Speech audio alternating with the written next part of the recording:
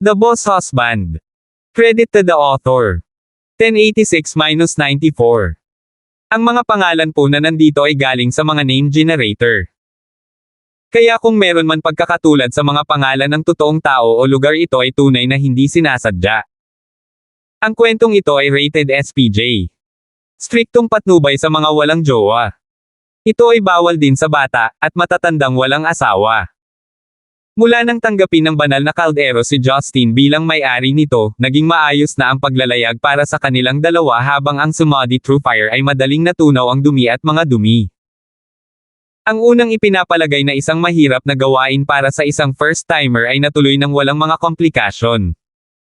Ang nagawa niyang maunawaan ay ang kanyang pagmamanipula sa tindi ng sumadi through fire. Pagkatapos ng isang simpleng pagsasaayos, hindi lamang niya nagawang mas mahusay na pinuhin ang tableta, nagawa niyang pataasin ang kahusayan ng hanggang 3 beses. Naturally, ito ay isang pamamaraan na espesyal na na-customize para sa kanyang sarili at hindi angkop para sa lahat. Nagmamasid mula sa malayo si Giselle Fritz, dahil muli siyang nabigla sa kanyang pagsubok. Una niyang inaasahan na makukumpleto ni Justin ang isang batch sa loob ng 4 na oras. Ngunit hindi niya inaasahan na makukumpleto ni Justin ang kanyang unang batch sa loob lamang ng 40 minuto. 2 dosenang kumikinang na jade green na spiritual pill ang nagtulak sa sarili palabas ng kaldero. Sa kanilang pinong panlabas, masisiguro na ni Giselle Fritz ang kanilang kahusayan sa mga spiritual na table tasks. Kaagad pagkatapos, si Justin ay tila guman sa pagpino ng tableta. Mabilis niyang ipinasok muli ang pangalawang batch ng herbs para makalikha ng red dewdrop na table task. Sa pagkakataong ito, ang kanyang bilis ay tumaas ng isang bingga, na manipulahin ang sumadi through fire na may kaunting pagsisikap. May kaunting sabunot sa kanyang isipan, bawat hakbang ay tila pinaghandaan. Sa loob ng kalahating oras, ang matingkad na kulay ng 2 dosenang red dewdrop na table task ay nasa sako ng tableta na handa ng gamitin. Pagkatapos ng ikalawang batch, nag-check up si Justin kay Giselle Fritz. Hoy Giselle, baby, kung nagugutom ka maaari naming tawagan si Ron palagi at humingi ng pagkain. Magtatrabaho ako ng 2 pang batch ng Dragon Cloud Pill. Nagsimula na siya sa mid-tier pills. Ang isip ni Giselle Fritz ay nalilito sa kanyang pag-unlad at ngayon ay immune na sa kanyang mga random na sorpresa. Gayunpaman, naging maayos ang lahat. Ito ang lalaking minahal niya kahit papaano. Kaya lang, mahigit 2 oras na ang nakalipas at napuno na ni Justin ang kanyang sako ng mustard pill ng higit sa ilang dosenang low to mid-tier pill. Kung ang lahat ng mga sangkap ay ginamit ayon sa naka-schedule, maaring mayroong halos 200 sa mga mahiwagang tabletang ito. Walang intensyon si Justin na pinuhin silang lahat sa isang upuan. Tulad ng ipinaliwanag ni Giselle Fritz, maraming mga recipe upang lumikha ng mga mahiwagang table tasks. Kung gagamitin nila ang lahat ng ito upang lumikha ng parehong mga table tasks, maaaring wala nang natitira para sa isang emergency kung ito ay iharap.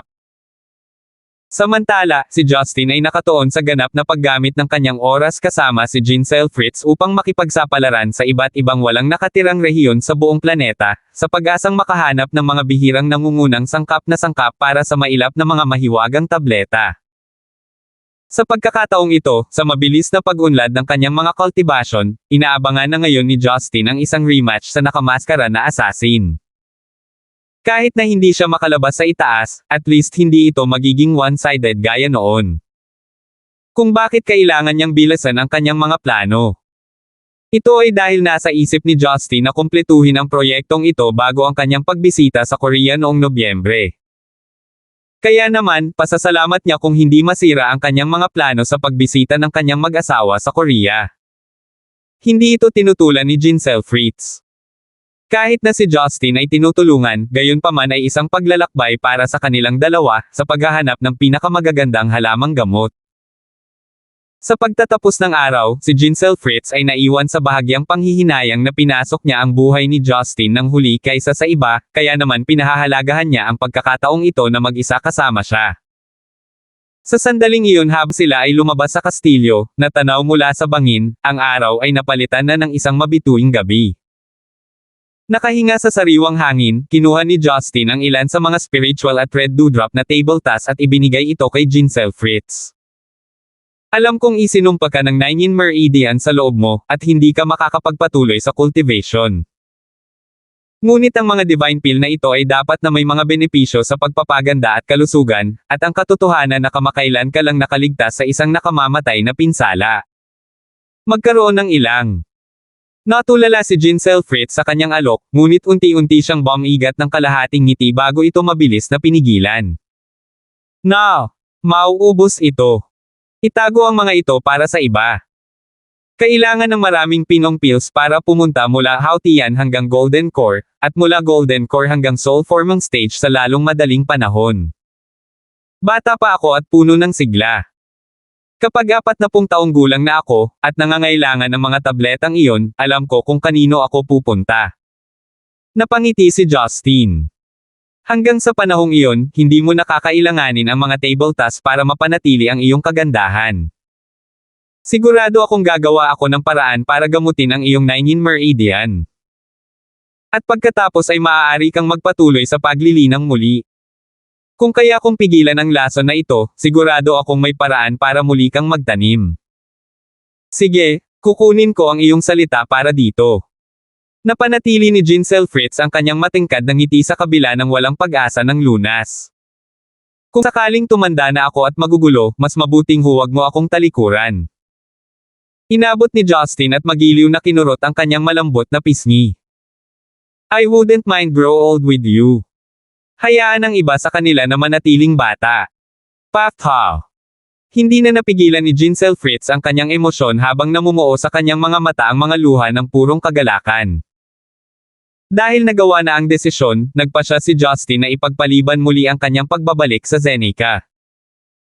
Pagkatapos ay tumawag siya pauwi upang ipaalam kina Rebecca at Maria na kailangan niyang manatili sa kalsada para maghanap ng mas mahahalagang sangkap. Si Rebecca, habang nag-aalala tungkol sa kanyang paghahanap, nagawa niyang paalalahanan siya na bumalik bago ang Chongyang Festival. May 5 araw pa bago ang Chongyang Festival kung tutuusin. Sina Justin at Jincel Fritz ay nagpaplanong maghanap sa Amazon Rainforest sa South America, at sa mga sinaunang gubat ng Vietnam. Sa kabila ng malawakang banta ng mga pagsisikap ng tao nitong mga nakaraang taon, karamihan sa mga ito ay hindi pa rin nasa Syria. Malaki ang pag-asa ni Justin para sa paghahanap. Mabilis na lumipas ang mga araw, at 4 na araw na ang lumipas mula noong pumunta si Justin sa London para kunin si Jincel Fritz, bago agad na binago ang kanyang mga plano na magpatuloy sa paghahanap ng damo. Tanghali noon, sa board meeting room, Yellow International Tower. Sa kabila ng malaking mesa ay ang mga pinuno ng bawat departamento ng pagpapatakbo, na binibigyang pansin, at nagtatala ng ulat ng Departamento ng Quality Assurance. Pagkatapos ng aming pag-verify noong nakaraang buwan, ang mga tinantiyang gastos at kita para sa pagtatayo ng BMW History Museum ay tulad ng inaasahan. Iyon lang ang mayroon ako. Umupo ang pinuno ng Departamento ng Quality Assurance, at ang atensyon ay agad na napunta kay Marian sa dulong sulok. Ang stoic at malayong CEO ay ang kanyang karaniwang malamig at hindi nagpapahayag ng sarili. Kung ito ay nasa kanilang karaniwang protocol, pagkatapos na ipahayag si Marian ay ipahayag ang kanyang mga saloobin at sila ay magpapatuloy sa pagboto. Ayon sa karamihan ng mga korporasyon, ang mga desisyong ito ay mahuhulog sa mga kamay ng lupon ng mga direktor. Ngunit dahil sa katotohanan na si Yellow ay halos isang babaeng imperyo ni Marian, walang mga pangunahing shareholder. Ang responsibilidad ng paggawa ng desisyon ay nahulog sa mga tagapamahala ng departamento, na nag-iiwan sa kanila ng medyo higit na kapangyarihan kaysa sa iba sa kanilang posisyon. Kahit na ang mga patas na halaga ng pagbabahagi ng kumpanya ay napunta sa mga taong ito, si Marian ay hindi naging maramaw sa mga tuntunin ng mga bonus at stipend kapag kinakailangan. Dahil dito, pinaboran ng mga nakatataas ang mataas na fixed salary. Hindi banggitin si Marian bilang isang tao ay mahirap lapitan dahil sa kanyang malamig na hitsura, ngunit kilala ng lahat bilang isang patas at bukas na pag-iisip na boss. Gayunpaman, si Marian ngayon ay hindi ang kanyang karaniwang katauhan sa trabaho. Matapos maipakita ang ulat, nakita na lamang si Marian na nagsusulat sa mga papel sa harap niya, na tila hindi interesado sa presentasyon. Ngunit lahat ng naruroon ay nanatiling walang kibo, hindi sigurado kung ang batang CEO ay talagang nagmumuni-muni o talagang nananaginip lang. Umupo si Talia sa tabi niya. Bilang isang taong nakakilala sa kanya ng higit sa isang dekada, mabilis niyang nalaman na si Marian ay talagang wala sa kasalukuyan. Bumantong hininga si Talia, tumahimik bago siya bumulong. CEO Lysander, mayroon bang anumang bagay na hindi ka nasisiyahan? Ang mga salita ay binigkas sa paraang ito ay gumaganap bilang isang proklamasyon na si Marian ay nasa pagmumuni-muni. Tumangala si Marian na may bahid ng awkwardness ngunit itinago ito ng husto upang hindi matukoy ng kanyang mga kampan ang kanyang mga kilos. Walang gaano, alam ko na ang mga kita ng proyektong ito ay mabubuhay, ngunit ito ay nagsasangkot ng pakikipagsapalaran sa hindi pa natukoy na teritoryo. Dahil ang aming pangunahing pokus sa ngayon ay nasa loob ng industriya ng fashion, ang proyektong ito na kinabibilangan ng isang pangunahing may hawak ng industriya ng sasakyan sa pagtatayo ng museo na ito ay maaaring maging isang malaking hakbang ng walang kasiguruhan. Sa aking opinyon, naniniwala ako na kailangan natin ng oras upang obserbahan ang sitwasyon. Ito ay aking pananaw lamang. Dahil nominal ang profit-loss margin, iiwan ko ito sa talahanayan upang magpasya. Sa pamamagitan nito, ipinapahayag ko, sa mga pabor sa aming pakikipagtulungan sa Lee Enterprise at BMW Group para sa proyektong ito, mangyaring itaas ang iyong mga kamay. Ang mga tao ay nag-aalangan, na nakatingin sa isa't isa sa panahon ng sesyon ng pagboto, alam na alam ni Marian na maaaring magmungkahi na tipunin ang mga opinyon ng lahat sa harapan, ngunit hindi talaga siya interesado sa pakikipagtulungang ito sa dalawang negosyo. Anuman, hindi nila maintindihan kung bakit sasalungat si Marian sa ganoong deal. Sa mga tuntunin ng pagbabudget at kita, ang mga kita ay higit sa kasiya siya. Ngunit si Marian ay may record ng pag-iwas sa mga hindi kinakailangang slip-up sa panahon ng makabuluhang paggawa ng desisyon, kaya naman natapos ang pagboto ng round na walang nakataas na kamay. Tila naintindihan ni Talia ang isang bagay habang sila ni Melinda ay nagkatinginan.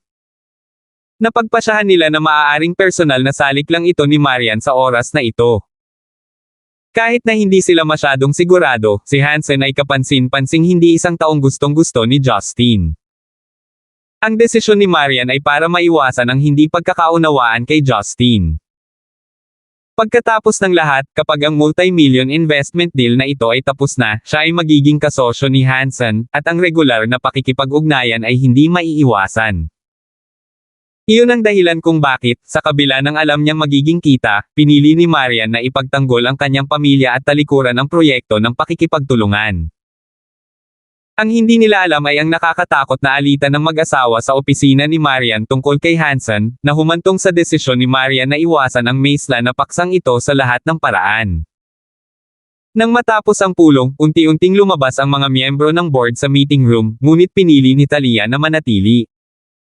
Hawak ang kanyang laptop, yumuko siya patungo kay Marian.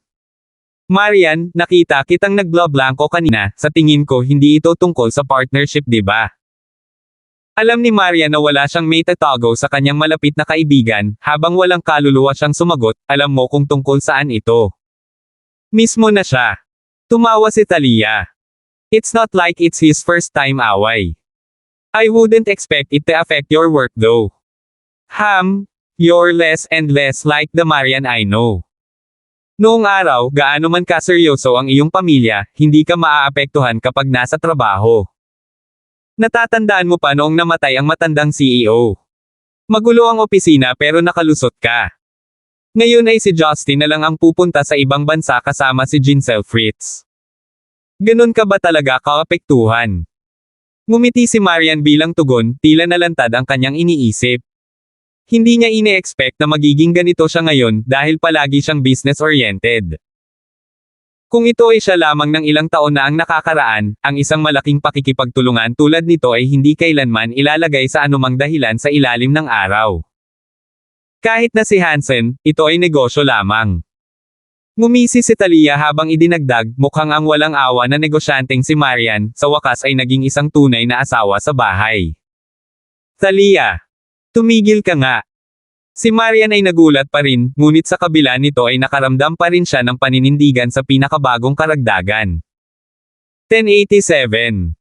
Hindi inaasahan ni Talia ang ganoong ekspresyon mula kay Marian. Sige, titigil na ako sa pagsasalita. Alam kong may iba kang iniisip pero bumaba tayo at kumuha ng isang tasa ng kape at matamis na pagkain. Alam kong malamang na hindi mo inaasahan ang hapunan tulad ko. Ang mga babae ay walang resistensya pagdating sa mga dessert. Maaaring may personal na paborito si Marian sa glutinous rice balls, ngunit mas gusto pa rin niya ang mga cake at iba pang delight kaysa sa kanin. Kadalasan ay nahihiya siyang pumunta ng mag-isa ngunit ngayong narito si Talia upang samahan siya, ito ay isang bihirang pagkakataon na kailangan niyang kunin. Mabilis na tiningnan ni Marian ang oras, kinukumpirma na ang kanyang pulong sa hapon ay hindi magsisimula sa loob ng 2 oras. Sige, bigyan mo ako ng 1 minuto. Hayaan mo akong mag-impake at sasamahan kita. Mula nang mapagitna si Justin, naging awkward na ang kanilang relasyon. Ngunit maaaring dahil lang sa palaging nasa labas si Justin at kamakailan lang ay tila nagkaroon ng rebound ang kanilang relasyon. Samantala, sa likod bahay sa kanilang tahanan ng Western District Mansion. Binaliktad ni Rebecca ang kalendaryo, na nakalock sa katotohanan na ito nga ay Chongyang Festival bukas. Kung babalik siya sa Central City, gugugol niya ang kanyang umaga sa pagbibigay ng respeto sa Ancestral Hall ng Angklan. Ngunit bilang pag-asam sa pagbabalik ni Justin, ihahanda niya ang tradisyonal na lutuing pagdiriwang para sa mga panalangin ng mga ninuno.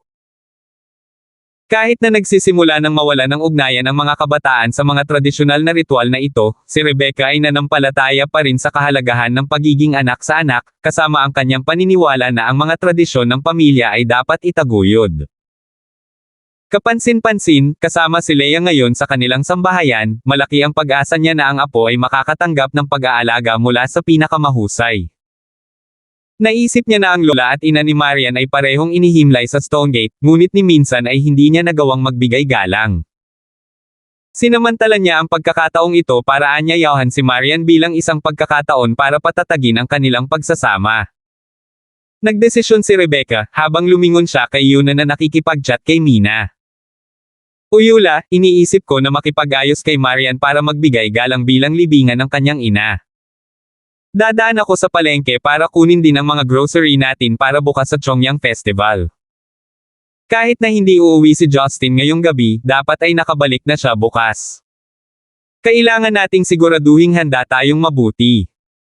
Napansin ni Yuna ang malalim na pagpapahalaga ni Rebecca sa maliliit na detalye, lalo na sa pamamagitan ng pagkukusa na bumisita sa libingan sa Chongyang Festival. Bakit hindi natin tawagan si Miss, siguraduhing hindi natin siya na-date? Nag-alok ng paalala si Yuna. Tinanggihan siya ni Rebecca nang nakangiti. Baka busy siya ngayon. Huwag na natin siyang abalahin. Wow, ang bait mo talaga, hindi ba? Tumawa si Yuna habang tumango bilang pagsang-ayon. Ang Yellow International Tower ay may cafe na matatagpuan sa ground floor, kadalasang tinutustos ng isang Western cuisine provider upang mag-alok ng maaliwalas na lugar ng pagtitipon para sa mga empleyado sa araw. Sa gilid ng bintana ay isang tahimik na lugar para sa dalawa. Pinili nina Marian at Talia ang bawat isa ng Katanji tanging cheesecake, ipinaraise sa isang tasa ng bagong timplong kape, at nag-enjoy sa kakaunting oras nila sa pagitan ng kanilang mga nakapak na ischedule. Hindi nagtagal, malapit na si Talia sa kanyang mga huling kagat, ngunit si Marian ay nasa kalahati pa rin ng isang slice ng cake. Pinagmamasdan si Marian na mahusay magsalita, hindi napigilan ni Talia na matawa. Ang ibig kong sabihin ay ang reyna mismo ay tiyak na mga liga bukod sa amin na mga concubines, kahit na mula sa mga walang kwentang bagay tulad ng pagkain ng cake. Hinawakan ni Marian ang kanyang mga daliri sa kanyang bibig dahil sa gulat, nagulat sa kanyang sinabi. Inubos niya ang anumang pagkain na naiwan sa kanyang bibig bago siya nagsalita. Talia, hindi mo ba iniisip na ang pagsasabi ng mga bagay na iyon ay medyo hindi nararapat? Hindi nararapat, bakit? Magalang na tanong ni Talia. Ibinaling ni Marian ang kanyang tingin patungo sa nagmamadaling lungsod sa kabila ng window pane, sa masikip na pedestrian walkway. Alam mo, palagi akong nakikiusyoso. Para sa isang batang babae na tulad ni Roslyn na may persepsyon sa buhay at sa kanyang pagpapalaki, naiintindihan ko pa rin para sa kanya na sundin ang isang lalaki na walang aktwal na titulo o opisyal na pagkilala. Pero ang mga babaeng katulad mo, Karina, o yung iba, maaari kang pumili ng mas mahusay na buhay, kaya bakit ka magpapasya sa isang relasyon na kasing gulo nito? Alam kong parang isang malupit na mundo ngunit kailangan kong maging tapat. Talagang hindi ko akalain na marami kayong makukuha dito. Kaya sa totoo lang, linawin ninyo sa akin, paano kayo basta-basta tumawa sa isang bagay na ganito? Kalahating pusong sinabi ni Marian. Nawala ang ngiti ni Talia habang sinasabi ni Marian ang kanyang punto. Pagkatapos ay humigop siya ng kape at dahan-daang ibinaba iyon sa mesa. Nakikiramay ka ba sa akin, naaawa ka, o talagang minamaliit lang ako? Umiling si Marian bilang tugon. Ni minsan hindi kita naaawa o kinulit sa desisyon mo. Hindi rin ako nagsusumikap na makipag-away. Naisip ko lang. Matagal na tayong magkakilala at ito ang laging nasa isip ko, iyon lang. Sa kaibuturan, galit ka sa amin at kinasusuklaman mo si Justin, hindi ba? Kung ganoon, ano ang tungkol sa iyo? Hindi mo ba iisipin iyon? I really hate saying this but, you love the same man I do yet these thoughts never came to you. Napakurap si Talia. Palagay ko naisip ko na kung bakit masyado kang na-distract sa trabaho nitong nakaraang 2 araw. Nag-aalala ka kay Giselle Fritz. Nag-aalala ka na baka magbalik si Justin ang bagong manliligaw sa tuwing aalis siya. Hindi ako. Tumalikod si Marian. Nagagawa niya ang kahit anong gusto niya. Hindi ko siya mapapagawa kahit ano. Nagsisinungaling ka, halatang inis ka. Pinindot ni Talia. Putol ni Marian. Nilinis niya ang kanyang lalamunan, katwiran niya. So what if I am? O hindi ka ba nag-aalala kung gaano karaming manliligaw ang kasama niya dahil hindi ka kasal sa kanya? Akala mo talaga ito ang pag-ibig? Nagkasalubong ang mga babae, ngunit ang titig ni Talia ay unti-unting nag-imbita ng bahid ng awa. Marian, nagbago ka na. Hindi ko akalain na magiging ganito kakaawa-awa. Napuntong hininga si Talia. Si Marian, nakitang-kitang natakot sa kanyang hindi maayos na pananalita, ay nakipaglaban sa isang mahirap na laban upang pakalmayan ang kanyang sarili. Inaasahan kong bibigyan mo ako ng sapat na paliwanag para sa pangungusap na iyon. Huminga ng mahabang hininga si Talia, namumula ang kanyang mga mata dahil sa mga luha habang pinipilit niyang ngumiti. Dati, naiingit ako sa iyo. Mas maganda ka sa akin, mas mataas ang grades, ipinanganak sa mayamang pamilya. Matalino, may kakayahan, at mahusay na pinuno. Pero higit sa lahat, palagi kang bato sa gitna ng bagyo. Hindi natitinag. Kahit na ang mundo ay laban sa iyo, hindi ito nakaapekto sa iyong mga tungkulin. Ikaw ay hindi nababasag. Kahit na ang iyong sariling asawa ay may hindi mabilang na mga manliligaw sa labas, hindi ka kailanman nawala ang iyong kalmado, dahil ikaw ay lubos na sigurado na ang lahat ay nasa iyong kamay. At alam mo kung ano. Ang Maria na iyon ay parang isang maliwanag na sinag ng liwanag sa akin. Ibig kong sabihin, ang pag-iisip pa lang sa kanya ay nasusuklam na ako sa buhay ko. Alam kong lagi akong pumapangalawa at hindi lang ako, Roslyn man o Joyce, alam nating lahat na hindi natin kayang panindigan ang kinatatayuan mo. Akala mo ba ako ang naging kanang kamay mong babae para sa kumpanyang ito dahil pakiramdam ko ay may utang ako sa matandang CEO? Para suklian ang kanyang kabutihan sa buong buhay ko. Hindi, alam ko kung ano ang halaga ko. Maaari akong pumunta sa ibang mga kumpanya, o kahit na magsimula ng aking sarili. Nanatili ako sa Yellow dahil sa iyo. Hindi kung sino pa man. Pinasigurado mo sa akin na ito ang gusto kong puntahan. Kahit na maging awkward kapag dumaan si Justin, alam kong gusto kong makasama ka rito. Hindi nagtaas ng boses si Talia, ngunit ang bawat salita ay tumatama na parang karayom. Luhaan ang mga estudyante ni Marian. Ang katangi-tanging mukha ni Talia ay nagsimulang manginig dahil sa matinding emosyon. Namula ang mukha niya dahil kailangan niyang huminto ng mahabang panahon para maisip ang mga iniisip. Siya pagkatapos ay nagpatuloy. Ang Maria na tinitingnan ko ngayon ay parang banyaga sa akin. Ang nakakatakot, malakas ang loob, at determinadong si Marian ay tila wala dito. Ang nakikita ko ay isang paranoid, na susuklam sa sarili na batang asawa. Matapos ang kanyang mga salita ay bumaba, siya ay tumayo, inabot ang puting coat ng taglagas, at itinapon ito sa kanyang sarili. Marian, ngayon ko lang napagtanto kung gaano ka katanga sa isang tao. Wala kang ideya kung saan ka patungo at tila hindi mo naiintindihan ang kahulugan ng buhay. Hindi mo talaga nabuhay o na-appreciate ang saya ng buhay dahil hindi mo naiintindihan ang kahulugan ng buhay. Mangyaring itigil ang pag-frame ng iyong kawalang kasiyahan, ang iyong kawalan ng kapanatagan sa sinuman dahil ang may kasalanan ng lahat ng ito ay hindi kami. Hindi rin si Justin. Ikaw pala. Ang mga relasyon ay hindi tulad ng mga aklat aralin. Hindi mo maiisip ito sa iyong sarili. Kailangan mong maramdaman ito ng iyong puso. Sa aking palagay, ang magkaroon ng isang lalaking nagmamahal sa akin, na makakatagpo ako ng madalas, na maglalagay sa kanyang buhay sa panganib na magtipon ng mga halamang gamot upang pinuhin ang mga table tasks upang matiyak na mananatili akong bata magpakailanman ay ang lahat ng maaari kong hilingin. Ang tanging kabayaran ko para sa kanya ay ibigay sa kanya ang aking tiwala. Gusto kong ipaalam sa kanya na kapag kasama ko siya, masaya ako at iyon lang ang kailangan ko. Marian, makinig ka sa akin. Sa ilang mga punto sa aking buhay, talagang nagmamalasakit ako sa titulo ng mag-asawa. Pero ngayon, hindi na mahalaga. Alam ko kung ano ang nagpapasaya sa akin at nasiyahan ako.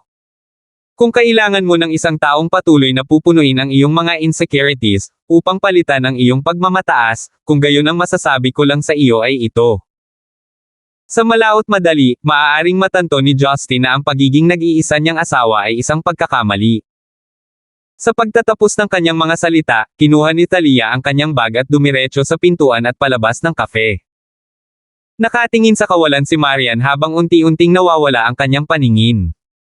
Sa kalaunan, ang kanyang mga mata ay walang kaluluwang nakatutok sa tray na may kasamang strawberry cheesecake, ngunit sa sandaling iyon ay hindi makayanan ni Marian ang lakas na iangat ang kanyang kutsara. Nawala ang kanyang gana sa pagkain at napalitan ito ng hindi maipaliwanag na takot at kawalan ng kapanatagan. Sa sandaling iyon, isang madilim na silweta ang lumitaw sa gilid ng kanyang paningin, sa tabi ng hapagkainan. 1088. Tinukoy ni Marian ang hindi inanyayahang panauhin. Sa tonong hindi mapakali, sinabi niya, "Senior Lee, ano ang problema?" Ang panauhin ay walang iba kundi si Hansen sa kanyang worksuit.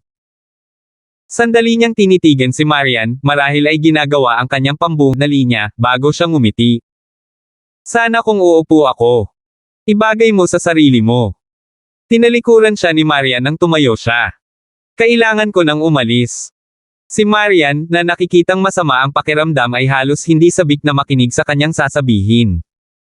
Maghintay. Hinawakan ni Hansen si Marian. Sa tingin ko kailangan nating mag-usap. Tungkol saan? Bakit mo tinanggihan ang isang napakagandang panukala para sa pakikipagtulungan sa BMW sa kanilang Heritage Museum? Ito ay malinaw na isang solidong plano na nakikinabang sa lahat ng partido. Ito ay maaaring makabuluhang mapalakas ang kita at pandaigdigang impluwensya ni Yellow. Ngumisi si Marian habang walang interes na sumulyap sa lalaki.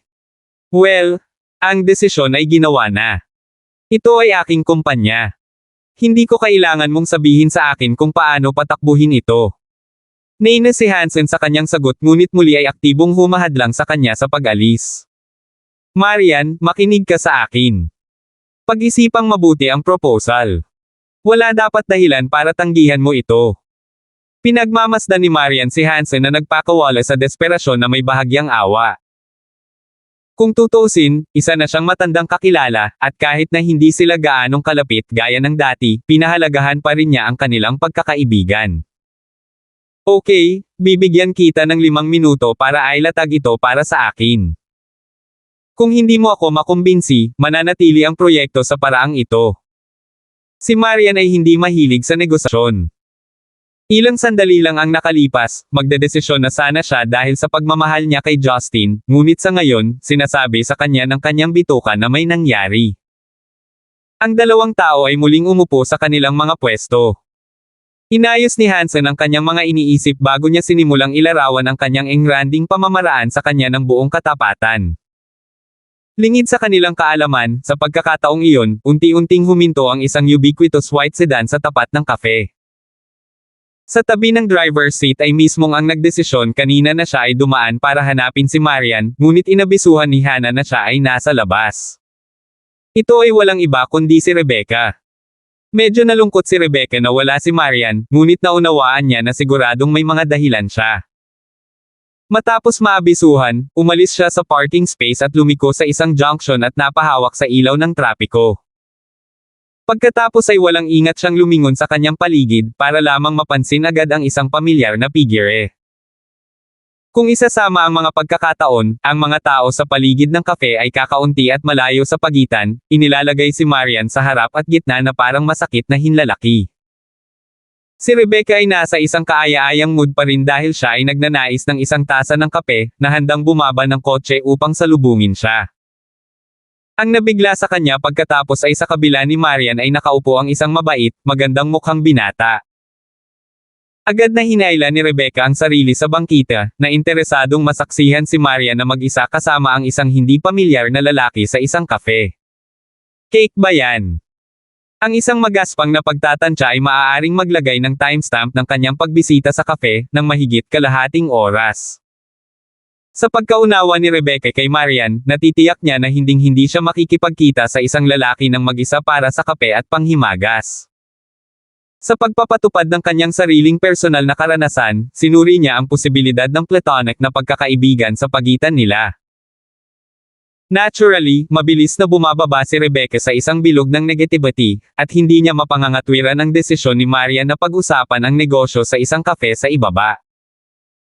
Kung titingnang mabuti, napagtanto niya na ang banayad na binata ay madaling ipinanganak na may pilak na kutsara dahil sa kanyang marangyang hitsura at pag-uugali.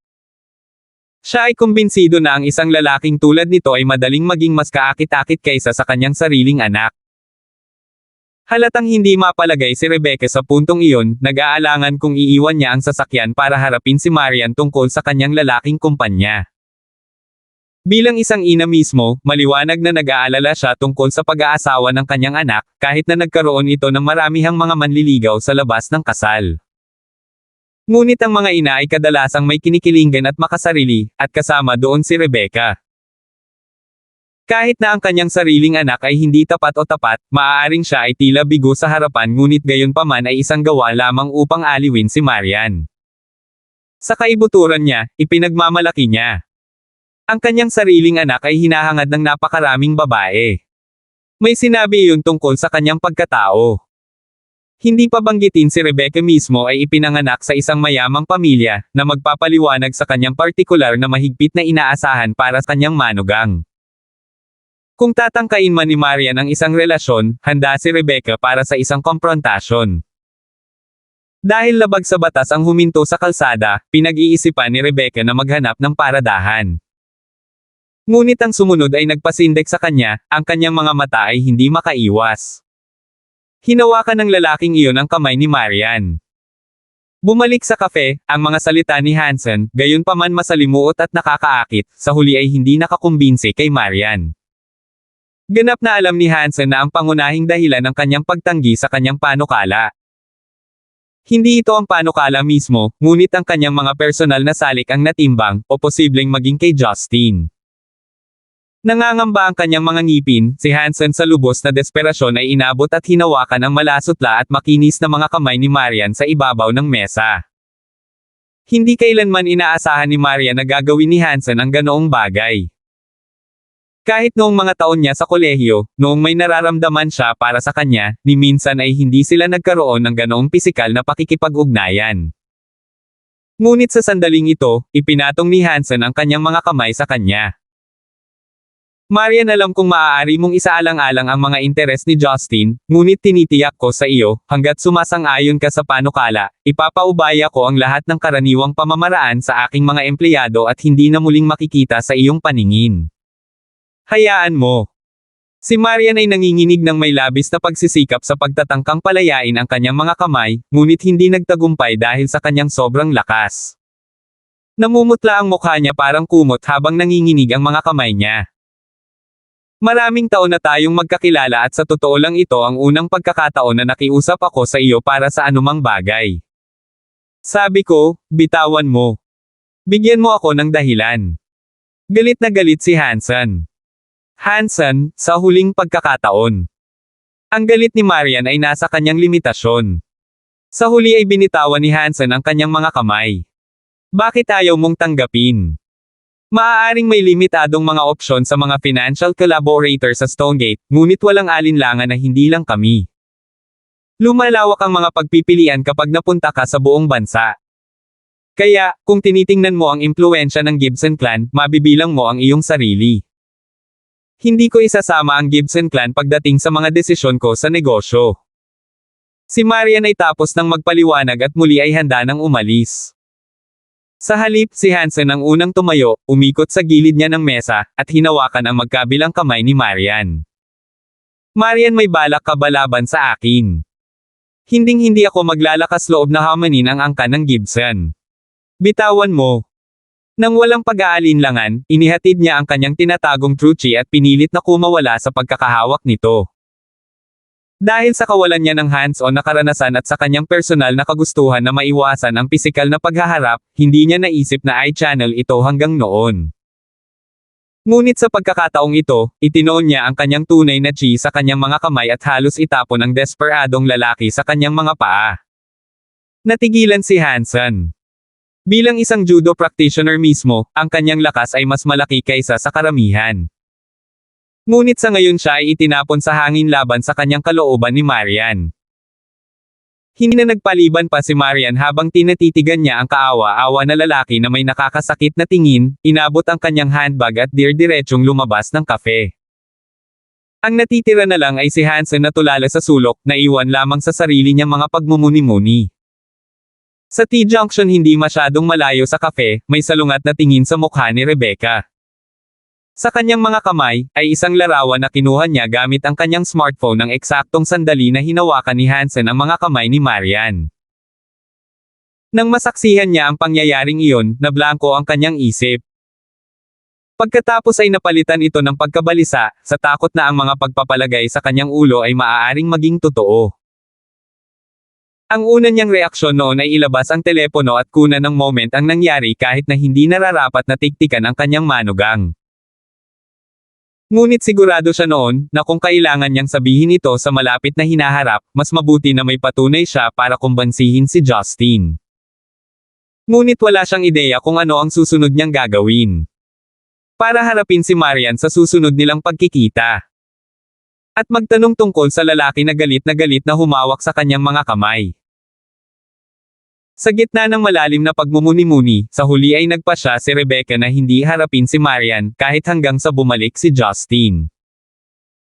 Ito ay isang isyo para sa mga batang mag-asawa pagkatapos ng lahat. Beep beep. Sunod-sunod na busina ang umalangaw-ngaw mula sa galit na mga driver sa likod niya. Agad na nawala si Rebecca sa kanyang umiikot na pag-iisip at napansin na ang mga ilaw ay naging berde na naging dahilan upang mabilis niyang imaneho ang kanyang sasakyan patungo sa palengke. 10:89. Mabilis na sumilip sa kanila ang takip silim. Kakauwi lang ni Rebecca pagkatapos tumakbo sa palengke. Ini-escort ni Mina si Leia pabalik mula sa kanyang kindergarten. Nakasuot ng asul na maong jacket, itim na medyas at maikling palda, ang bata ay nagmistulang anghel. Nakikilala na ni Leia ang kanyang sarili kay Rebecca, habang kaibig-ibig siyang tumawag ng lola, at buong pagmamahal na humakbang patungo sa kanya, nag-aalok na tumulong sa kanyang mga bag ng mga grocery. Kung ibang mga bata ang kaedad niya, hindi nila magagawang buhatin ang bigat na iyon. Ngunit si Leia ay isang espesyal na bata, kaya't tinanggap ni Rebecca ang kanyang alok na tumulong. Napansin ni Mina ang kakaibang ekspresyon sa mukha ni Rebecca, habang nagtataka siyang nagtanong, "Are you okay? You don't look so good." Nakangiting sumagot si Rebecca, "Okay lang ako, sa palagay ko naaabot na ako ng edad ko." "Nako, matatagalan pa yan." Malinaw na inaaliw lang siya ni Mina, na humantong sa kalahating pusong tango ni Rebecca bilang tugon.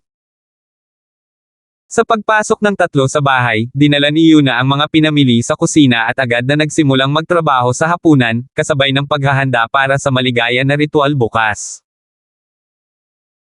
Gaya ng napagkasundoan, dapat ay anyayahan ni Justin si Jinsel Fritz para sa isang kainan para sa pagdiriwang ng Chongyang, ngunit ngayong hindi pa sila lumilitaw pareho, si Rebecca ay muling nagsimulang mag-alala.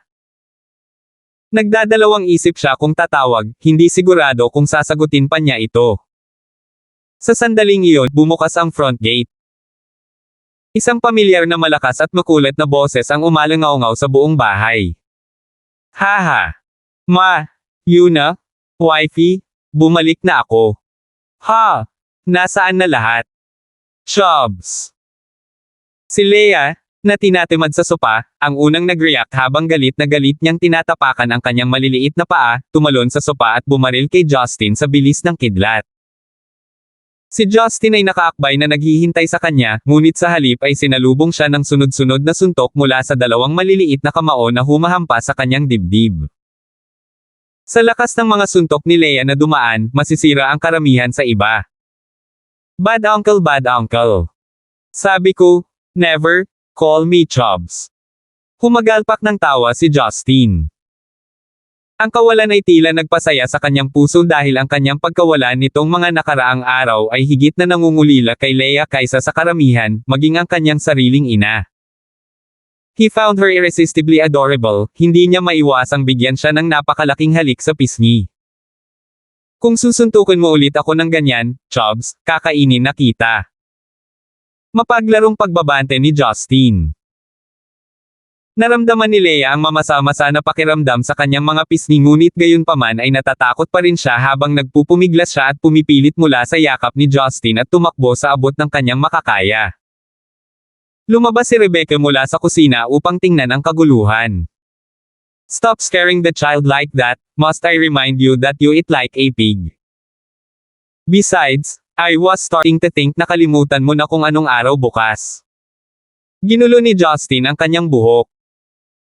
Sa totoo lang, bukas ko na lang iisipin ang pag-uwi, ngunit nakita ko ang lahat ng kailangan ko kaya walang dahilan para manatili. Oh, pinauwi ko si Jinsel para magpahinga ng gabi. Pupunta siya bukas. Tumango si Rebecca bago siya nakapagdesisyon. She then whispered, "Anak, sumama ka sa akin sa itaas. May mga bagay akong kailangan kong pag-usapan sa iyo."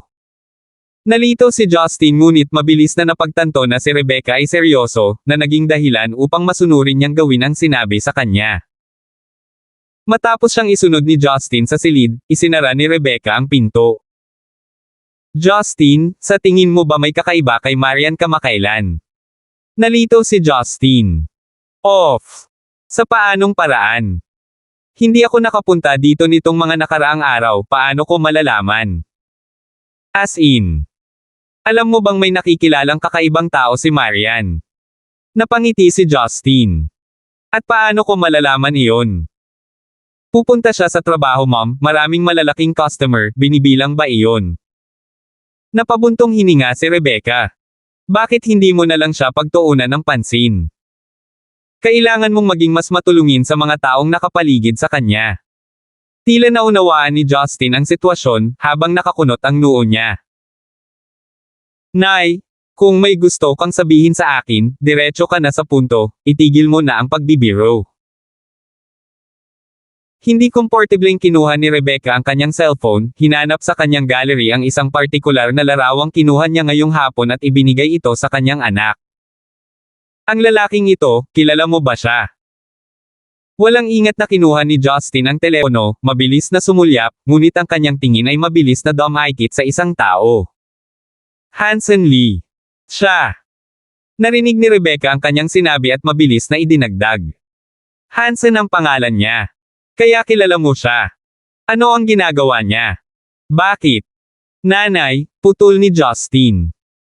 Na may mapurol na ekspresyon, pagkatapos ay idinagdag niya, paano mo nakuha ang larawang ito?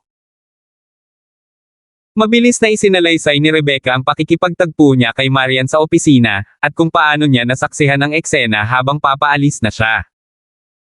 Pagkatapos kong kunin ito ay hindi na ako nagkaroon ng lakas ng loob na makita itong muli. Gusto ko talagang pumasok at tanungin siya ng direkta tungkol dito, ngunit hindi ko alam kung paano ito sasabihin. Magagalit ako sa aking sarili kung mali ang pagkakaintindi ko sa kanya. Hindi ko nais na dagdagan pa siya nito, ngunit hindi ko ito mapapabayaan ng walang paglilinaw, paliwanag ni Rebecca. Ibinalik ni Justin ang smartphone kay Rebecca. Muling inayos ang kanyang mga iniisip, saka siya huminga ng mahabang panahon, bago nawala ang kanyang pagsimangot at bumalik sa kanyang nakasanayan, masayahin na sarili. Sigurado ako na ang isyo ay sa Hansen na iyon. Siya ang kanyang senior noong mga araw ng kanyang universidad at dati ay medyo close sila.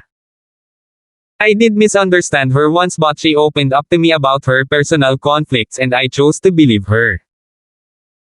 Maaari mong tanungin siya tungkol sa kung sino ang nakilala niya noong nakaraang hapon kapag bumalik siya mamaya. Wala siyang dahilan para itago ito dahil wala naman talagang dapat isipin. Buong pusong tinanggap ni Rebecca. So it's a senior from her college years.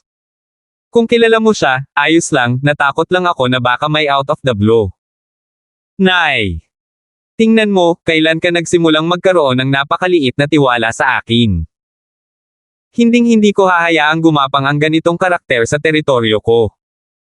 At saka, hindi si Marian ang uri ng tao na basta-basta lang mahuhulog sa isang tao. Siya ay isang inosenteng babae. Dapat ay pinilit niya itong hawakan ang mga kamay niya. Aliw ni Justin. Inilibot ni Rebecca ang kanyang mga mata sa kanyang pangangatwiran. Sige, baka na-overthink ko ito. Tama ka. Gusto ko ring maging inosente si Marian dito. I know you little brat might be a sin for all your women to bear, but you're still my son. Hindi ako papayag na ang babae mo ay hindi tapat sa iyo. Si Justin ay nagkasala sa kanyang sinabi, ngunit nakadama ng katiyakan na ang matigas na pagmamahal sa kanya ng kanyang ina ay higit pa sa kanyang malaswang pagwawalang bahala sa mga patakaran ng lipunan. Matapos siyang i-escort pababa, bumalik si Justin sa kanyang silid para sa mainit na shower at isang sariwang pares ng damit. Ang mga nakaraang araw ng pakikipagsapalaran sa mga rainforest at liblib na mga kuweba ay nagdulot sa kanya ng marumi at madumi. Pagsapit ng gabi, sa wakas ay tapos na si Marian sa kanyang mahabang pagkikita at nakauwi na siya. Si Rebecca, sa pagsunod sa payo ni Justin ay hindi binanggit ang insidente, at nakangiti siya gaya ng dati.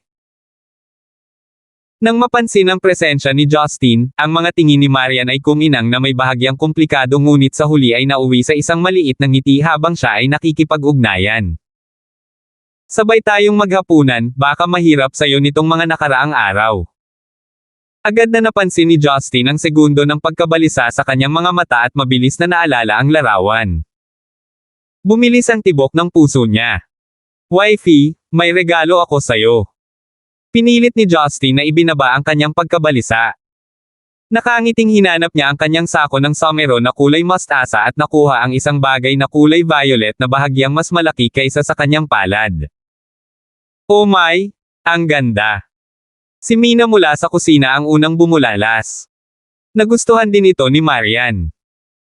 Isa itong dalisay at malinaw na batong amethyst, sa gitna ay may 3 kumikinang na kristal na stalagmite. Sa ilalim ng ningning ng liwanag, pinaliliwanag nito ang hindi nagkakamali na kagandahan ng mga regalo ng inang kalikasan. Nakita ko ito sa isang kuweba sa ilalim ng lupang pagmimina sa tabi ng hangganan ng Brazil. Hindi ito gaanong, ngunit ito ang tunay na pakikitungo. Naisip ko na nasa harap ka ng computer buong araw at kung ilalagay mo ito sa iyong tabi, maaaring makuha nito ang ilan sa UV na iyon. Tumawa si Justin habang iniaabot ang kristal kay Marian. Nakasandal, palihim na bumulong si Justin sa kanyang tainga. Nang mahanap ko ito ay mabilis kong itinago kay Jinsel. Sinigurado kong dalhan kita ng regalo pag-uwi ko bilang kabayaran sa pag-alis ko ng bahay ng matagal. Si Marian ay napuno ng kagalakan sa loob ngunit naramdaman niyang hindi niya ito dapat pakawalan ng ganoon kadali. Pagkatapos ng lahat, wala siya sa mga pamamasyal kasama ang ibang mga babae sa buong oras. Oh, ang galing, salamat. Nagustuhan ko. Ang pag-iisip lang niyan ay napigilan niya ang kanyang emosyon. Walang kaluluwang kinuha ang regalo, inilagay niya ito sa tabi ng coffee table, at pumasok upang tumulong sa pag-aayos ng mesa para sa hapunan. Napasimangot si Rebecca sa kanyang tugon, ngunit nakagat pa rin ang kanyang dila, samantalang sina Yuna at Mina, sa kabilang banda, ay natulala sa amethyst crystal. Ang tanging naiwang hindi mapakali ay si Leia, nangangapa. Ang masamang tiyuhin ay nagbalik ng isang bato. Ano ang masarap sa isang bato? Ang isang bato ay hindi masarap. Humalaklak si Justin kahit na bahagyang mapait, agad na napansin ang pagkakahawig kay Maria noong una silang nagkita noong 1 taon. Ang malamig na tugon at ang impromptu na reaksyon ay para siyang carbon copy. Anuman, si Justin, na kilala sa pagiging makapal ang mukha ay walang kahirap-hirap na inalis ito, at sa isang walang pag-aalalang paraan ay humawak sa hita ng manok at nagsimulang kumagat. Napansin ni Rebecca ang kanyang sariling anak na hindi nakikiramay na nagsimulang kumagat ng pagkain at sa kaibuturan ay medyo hindi nasisiyahan, ngunit alam na alam niyang wala na siyang magagawa sa halip. Pagkatapos ay lumingon siya kay Maria na naghahain ng mga pinggan mula sa kusina. Halatang kinilig siya. 1090. Ang pagbabalik ni Justin ay minarkahan ang unang muling pagsasama-sama ng pamilya sa ilang sandali. Mabilis itong naging kompetisyon sa pagkain sa pagitan nina Justin at Leia kung saan ang nakababata ay sumulyap kay Justin paminsan-minsan bago niya ipagpatuloy ang paglanghap ng kanyang pagkain. Si Rebecca ay orihinal na nag-aalala na ang bata ay magduruso mula sa hindi pagkatunaw ng pagkain ngunit mabilis niyang napagtanto na ang kanyang mga alalahanin ay walang kabuluhan. Ang bata ay may digestive system na mas matigas kaysa sa bakal, kahit na ang pagnguya sa bakal ay hindi makakasakit sa kanya. Sa kalagitnaan, naisip ni Yuna ang intensyon ni Rebecca para sa pagbisita sa sementeryo, na pagkatapos ay kinuha niya upang muling kumpirmahin. Rebecca, muntik kong makalimutan, bumisita ka ba sa sementeryo ngayon? Si Rebecca ay natigilan habang siya ay awkward na lumingon kay Marian. Si Marian ay nalilito. Inay, anong bisitang sementeryo? Nako! Kaninang tanghali pumunta ako sa opisina para hanapin ka. Gusto kong makita kung may oras ka dahil Chongyang naman bukas. Naisipan kong bisitahin ang nanay at lola mo. Nakaramdam ng ginhawa si Marian. Maaari mo nang sabihin sa akin kanina. Nasa kafe ako bandang tanghali. Mayroon akong ilang oras sa pagitan. Mabilis na naalimpungatan si Rebecca ng maraming pag-iisip habang hinarap niya siya. Kafe. Mag-isa sa tanghali. Bakit wala kang maayos na pagkain? Sa pagbanggit ng tanong, si Justin, na nasa isang mapaglarong pakikipaglaban sa chopsticks kay Leia ay biglang huminto. Maaaring mukhang hindi nakakapinsala ang sinabi ni Rebecca, ngunit alam ni Justin na ito ay isang pagsubok upang makita kung may itinatago si Marian. Napabuntong hininga si Justin sa kanyang kawalan ng tiwala sa kanyang asawa. Pero dahil nasa labas na ito, na-curious siya sa sagot nito. Naalala ni Marian ang desperadong pakiusap ni Hansen ngunit mabilis na nawala sa kanyang isipan habang umiiling siya. Hindi, kasama si Talia, gusto niyang magkaroon ng mga dessert. Si Talia lang. Walang ibang pamilyar. Si Rebecca ay tila sabik na maghukay ng malalim. Sa puntong ito, naramdaman ni Justin na siya ay bahagyang lumampas sa dagat na parabang nagtatanong siya ng isang sospek. Mom, stop pushing her. Sumama siya kay Talia, di ba? Right, Marian. Buong pusong ngumiti si Marian sa kanyang asawa, ngunit nagsimulang pawisan ang kanyang mga kamay. Noong huminto si Hansen sa kanyang opisina, nanginginig pa rin ang labis na reaksyon ni Justin. Ina, bakit bigla kang nagka-interes dito? Gaya ng sinabi ko, kasama ko si Talia, tayong dalawa lang, walang iba. Si Marian ay gumawa ng matatag na pagtatangka na manatiling malinaw ang ulo hanggat maaari. Sa kanyang pagtugon, gayunpaman, ang ekspresyon ni Justin na kanina ay nakaka-relax ay naging kapansin-pansing naninigas. Si Rebecca ay tila masyadong nabigla habang siya ay hindi nasisiyahang nakatitig kay Marian, ang kanyang mukha ay naging mapait at hindi kasiya siya. Hindi nagtagal bago napansin ni Marian na may mali sa kanilang mga tugon. Inay, anong nangyayari? May nasabi ba akong mali? Hindi ko masasabi kung kasama mo si Talia, pero ibang tao ang nakita ko. Habang nagsasalita si Rebecca ay kinuha ang kanyang smartphone, nag-swipe sa photo gallery at itinutok ito sa mukha ni Marian. Nagulat si Marian, ngunit pagkatapos ng isang mabilis na sulyap, napagtanto niya kung ano ang ipinahihiwatig ni Rebecca. Naiwan ang iba sa hapag na tulala sa matinding pagbabago ng mood sa hapagkainan. Inilagay ni Justin ang kanyang mga chopstick sa mesa, na may naaagrabyado na ekspresyon na sinabi niya. Kung gayon, ano ito? Binigyang pansin ni Marian ang larawan. Siya mismo ilang oras ang nakalipas nang si Hansen ay labis na humawak sa kanyang kamay. Tila magkahawak ang kanilang mga kamay sa isa't isa. Sa sandaling ito, namutla ang mukha ni Marian.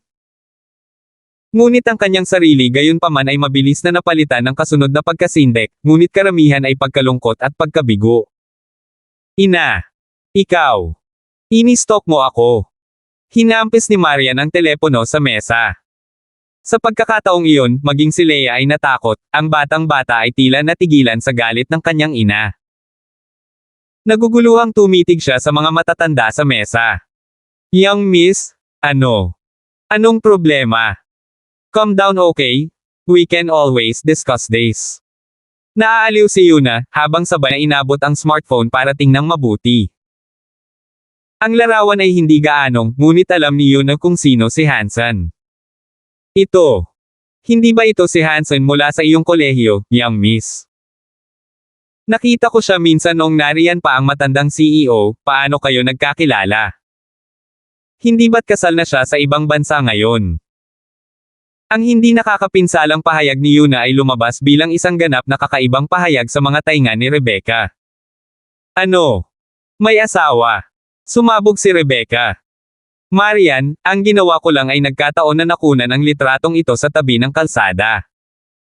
Ngunit ang totoong isyo ay nagsisinungaling ka. May hindi ka kayang sabihin sa amin. Si Marian ay namula sa magkahalong galit, kawalan ng pag-asa, at pangungulila dahil sa ginawang mali. Nagsimulang tumulo ang mga luha laban sa kanyang kalooban. She then slammed the table and stood up. Inay, nagdududa ka ba sa akin? Lagi kong iniisip na tapat kang bata. Kung inosente ka, bakit hindi mo sasabihin ang totoo? Mayroon akong mga dahilan. At kung iyon ang iniisip mo, bakit hindi rin ako magkakaroon? Umirap si Marian. Sa tingin mo ba tama? Nagsimula ring sumigaw si Rebecca. Umiling si Marian sa pagkabalisa. Ni minsan hindi ko naisip ang katotohanang maaaring ganito ang tingin mo sa akin. At paano mo pinakitunguhan ang anak ko? Inilabas ni Rebecca ang kanyang walang pakialam na pagkabalisa. Alam mo ba noong ipinakita ko kay Justin ang larawang iyon, ipinagtatanggol ka niya dahil naniniwala siyang magsasabi ka ng totoo. Nakumbinsi pa niya akong magtiwala sa iyo. Hindi man niya ako hinayaan na harapin ka. But you dare lie to US. Pagkatapos ng lahat ng magagandang bagay na sinabi niya sa likod mo habang gumagala ka. Galit na galit si Marian bago siyang inisyon si Justin. Oh, so you defended me behind my back, I see. You saw the photo and felt I was a sly woman, but you keep it all to yourself, I see. So gusto mo pumunta si inay para tanungin ako mula sa gilid? O masyado kang takot na tanungin ang sarili mo, parang ang duwag mo? Si Justin sa sandaling iyon ay malabo sa ulo. Bahagyang nabigo at nalulungkot, ngunit karamihan ay bigo. Ang pangungutya ni Marian ay parang panggatong sa apoy.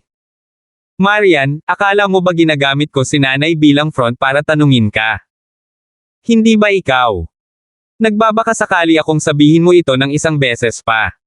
Bakit hindi, hamak na tao?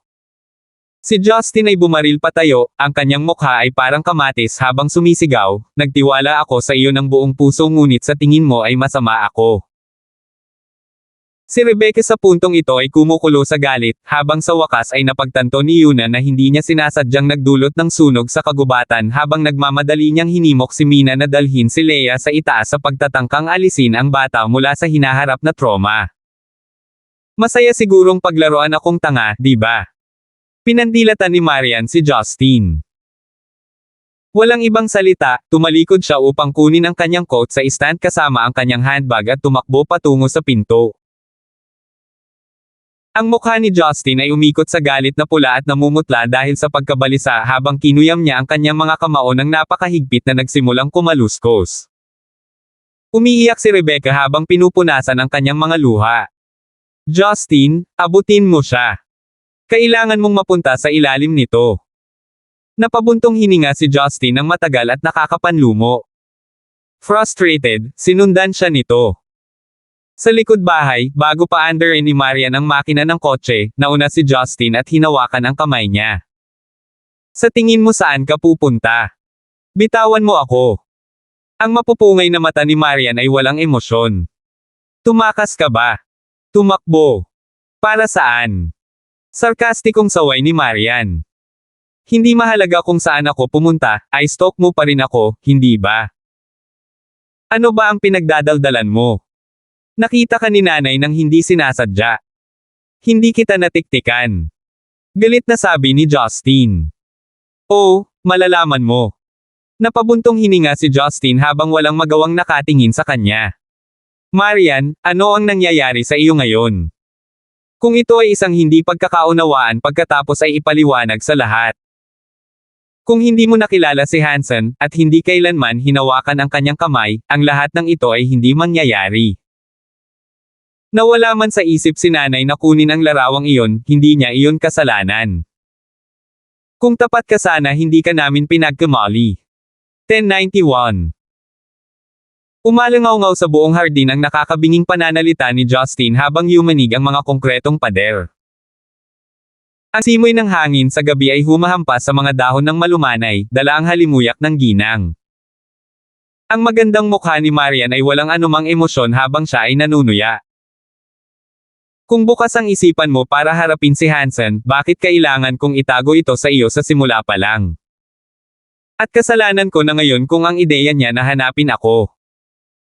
Bakit lagi mong nararamdaman na kailangan mo akong sisihin? Paano sa lahat ng pagkakataong wala ka dito sa tabi ko? Paano ang hindi mabilang na beses na pinahintulutan mo ang iyong galit na ulap ang iyong isip? Maaari mong gugulin ang iyong mga araw sa pag-escort sa iyong mga babae sa isang paglalakbay sa buong mundo, ngunit bumalik ka at ang unang bagay na gagawin mo ay paratang sa akin na naka-attach sa ibang lalaki. Paano ito sa anumang paraan patas? At sa palagay mo bakit ko nilakbay ang mundo, isinapanganib ang aking buhay upang labanan ang mga kaaway sa paghahanap ng mga banal na sangkap at mga materyales sa pagpino ng tableta. Ang lahat ay upang matiyak na maaari kang manatiling kasing ganda mo para sa kawalang hanggan. Nagalit si Justin. Kung ang aking mga paglilinang ay hindi maaaring umunlad ng kasing bilis ng nararapat, paano ko po mapoprotektahan kayong lahat? Ang aking pamilya at lahat ng aming mga mahal sa buhay. Ang bata. Si Jinsel lang ang makakatulong. Wala siyang kultibasyon na sasabihin ngunit sinamahan niya ako sa buong planeta at halos mamatay sa proseso. Pagkatapos ng lahat ng iyon, hindi man lang siya umimik ng hindi pagsang-ayon.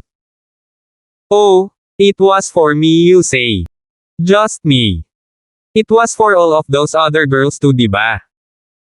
Hindi ba ang pagiging pata sa pagmamahal na ibinibigay mo ay isa sa iyong mga pangunahing prinsipyo? Oo. Tama ka sa isang bagay. Si Jinsel Fritz ay isang maparaan na babae. Napaka-stellar nilang lahat, sino ba ako para sabihin? Dahil lahat sila ay maaaring ipagsapalaran ang kanilang buhay para sa iyo. I'm sure you must be reconsidering if it's even right to have me uncontestedly sitting on the legal wife's position. Siguradong pagod na pagod ka sa pakikitungo sa masamang ugali ko ngayon. Ni minsan hindi ko naisip iyon. Pero iyon ang naramdaman ko. Bakit ang liit ng tiwala mo sa akin? O sabihin mo sa akin ang tungkol dito. Kung masakit sa iyo na isipin ang potensyal kong relasyon kay Hansen at sa nakaraan natin, ano pa ang hinihintay mo? Patayin mo siya, hindi ka ba talaga magaling dyan? Hinahamon mo ba ako? Nagdikit ang ngipin ni Justin. Wala akong pakialam kung gagawin mo iyon. Tingnan mo kung pagdudahan mo pa rin ako kapag patay na siya. Justin na patayin si Hansen. Gayunpaman, ito ay isang walang kabuluhang pag-iisip sa puntong ito. Ang kanilang mga boses ay tila nakikipagkompetensya sa isa't isa pagkatapos ng bawat pagpapalitan. Pagkatapos ng mahabang sandali ng katahimikan, walang pakialam na nagtanong si Marian. Bawas ng kamay. Hindi nagpatuloy si Justin, na nalulula sa sari-saring emosyon sa puntong ito. Ang kanyang puso ay parang natatakpan ng mga hiwa ng papel habang ang dugo ay tumutulo. Iniwan siya ng sakit at paghihirap sa isang posisyon na mas masahol pa sa kamatayan. Si Marian na nakalaya mula sa kanyang pagkakahawak ay walang pag-aalinlangan na tumakbo patungo sa kotse. Makalipas ang ilang segundo, pumwesto na siya sa driver's seat, bumangga sa accelerator, at nawala sa dulong sulok. Walang magawang tumingkayad si Justin habang ang kanyang mga kamay sa ibabaw ng kanyang ulo. Sa sandaling iyon, ang gusto lang niyang gawin ay maiwang mag-isa. Gayunpaman, tumakbo palabas sina Rebecca at Yuna, agad na napansin ang pagkawala ni Marian. Justin, anong ginagawa mo? Anong nangyari? Si Rebecca ay likas na nagtanong. Si Justin ay pasuray-suray habang siya ay nakababa na itinaas ang kanyang sarili pabalik sa nakatayong posisyon. Mom, bumalik ka na sa loob. Ano? Ginawa ko. Dapat hindi ako nakialam. Sa huli ay napagtanto ni Rebecca ang kanyang mga maling hakbang na ginawa ang tila isang homey reunion dinner sa gulo na nangyayari ngayon. Napabuntong hininga si Justin. Sa kaibuturan ko, malinaw na nagkaroon na ng lamat sa ating dalawa, hindi mo ito masisisi. Tinapik ni Yuna si Rebecca sa likod bilang paraan ng pag-aliw sa kanya. Nakakunot ang noo, lumingon siya kay Justin habang nag-aalala. Young Master, isipin na ang Young Miss ay nasa labas ng mag-isa ngayong hiting gabi ay medyo nakakabagabag. Nakita ni Justin ang maalab na tingin sa mukha ni Yuna at nalaman kaagad na inaasahan niyang ibabalik niya si Marian. Ngunit si Justin ay lubos na nakatitiyak na ang kanyang isip ay gusot at maputik, at kahit na mahanap niya siya, wala na siyang ideya kung ano ang sasabihin sa kanya. Gayunpaman, si Justin ay determinado sa pagtatangkang tahimik na abutin siya.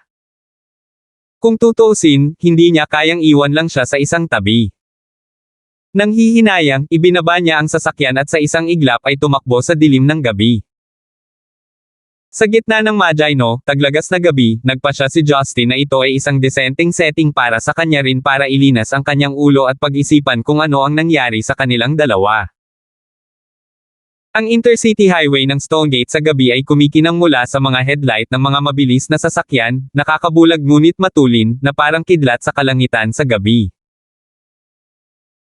Si Marian sa kanyang Bentley ay walang patutunguhan na mabilis na tumatakbo sa kahabaan ng freeway, sa gitna ng pin drop na katahimikan ay sinamahan lamang siya ng ingay ng dumadagandong na hangin mula sa kabilang direksyon. Matapos ang pakiramdam na parang walang hanggan, tumungo si Marian sa susunod na junction, patungo sa distrito ng night market.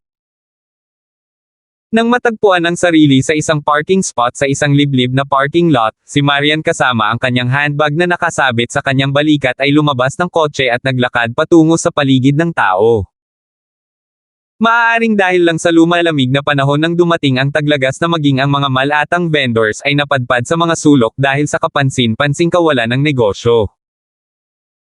Isang malamig na simoy ng taglagas ang nagtaas ng isang trash bag habang ito ay dumausdas at bumagsak sa hangin. Hinigpitin ni Marian ang kanyang kwelyo, nakaramdam ng lamig ng matiyak niya noon na hindi siya. Tahimik na pinagmamasdan ang tila walang katapusang grid ng criss-cross na mga gusali, tila napakalawak ng kanyang mga pagpipilian para sa isang lugar na mapagpahingahan. Ngunit sa sandaling iyon, para siyang naliligaw na nawala ng tahanan. Parang isang homey na hapunan ang naramdaman noong nakalipas na mga taon, nang matagpuan niya ang kanyang sarili na gumagala sa isang walang laman na kalye. Bago niya lubos na maunawaan ang kanyang kinaroroonan, ang panghihina ng loob ni Marian ay humantong sa kanya sa isang makintab na pasukan ng isang grounded bar, at nang walang gaanong pagmumuni-muni, siya ay gumala. Mula noong bata pa siya, hindi siya sanay sa pag-inom, hindi pa banggitin ang kanyang mahusay na pagpipigil sa sarili at ang kanyang kapansin-pansing pag-ayaw sa alkohol ay nagpapanatili sa kanya ng isang ligtas na distansya mula sa mundo. Ngunit sa pagkakataong ito, narito siya umaasa na ang alak ay makapagpapamanhid sa kanyang wasak na puso. Makalipas ang ilang segundo, lumabas ang silhwete ni Justin mula sa mga anino ng Gullis habang sumunod siya. Sa ilalim ng madilim na mga ilaw, halos walang nakatingin sa isang lalaki at babae na may parehong nakasisindak na pasanin sa eksena. Nakahanap si Marian ng isang sulok na lugar na may katamtamang mesa, dito ay may 3 bote ng whiskey. Walang ideya si Marian kung ano sila, kaya hiniling niya ang may pinakamataas na alcoholic content. Ang kanyang mukha ay walang buhay na nakasandaw sa isang braso, habang ang isa ay puno ng baso at baso ng matapang na alak. 2 higop at masalong bumagsak ang mga Simon Got ni Marian, na dismaya sa pag-aakalang ang mga magaspang na lalaki ay talagang nasiyahan sa nakakadiri na inumin na ito. Anuman, kakaunti ang maaaring makatanggi na ang alak ay nagpapanatili ng isang kumpanya kapag ang lahat ay tila babagsak. Sa gitna ng paglalabo na dulot ng alkohol, sa wakas ay naramdaman ni Marian ang kanyang puso at kaluluwa na umalma habang ang pangangilig sa gilid ng kanyang mga mata ay nawala. Posibleng dahil sa kanyang kamakailang mga pagtatanim, ang kanyang pagpapaubaya ay kapansin-pansing bumuti dahil nananatili pa rin ang kanyang lakas upang magbukas ng pangalawang bote. Sa wakas ay naramdaman na ni Marian ang nasusunog na sensasyon na nagmumula sa loob ng kanyang bituka, ang kanyang paningin sa wakas ay bumigay na sa alak. Sa sandaling ito, ang mga pisngi ng dalaga ay nag-iinit at namumula na parang hinog na kamatis, nakapaut ang mga labi, magulo ang buhok. Kung ano ang tila makamundong mga pangyayari sa gabi gayunpaman ay nakakuha ng maalay na mga mata ng iilan, kahit na hindi nakakagulat. At sa wakas, nang bumagsak si Marian sa mesa, tila handa ng mahimatay, isang matapang at matipunong lalaki ang lumapit sa kanya. Ang lalaki ay nakasuot ng Versace shirt na ipinare sa isang platinum chain na may nakasinding sigarilyo sa pagitan ng kanyang mga daliri na nakahawak sa isang baso ng whiskey, na sinamahan ng walang kahirap-hirap na ngiti. "Miss, mukhang lonely ka, mind if I join you?" Bahagyang sinabi ng lalaki, ngunit malalim ang konotasyon. Pinandilata siya ni Marian bago siya bumitaw ng 2 salita. "Bilisan mo."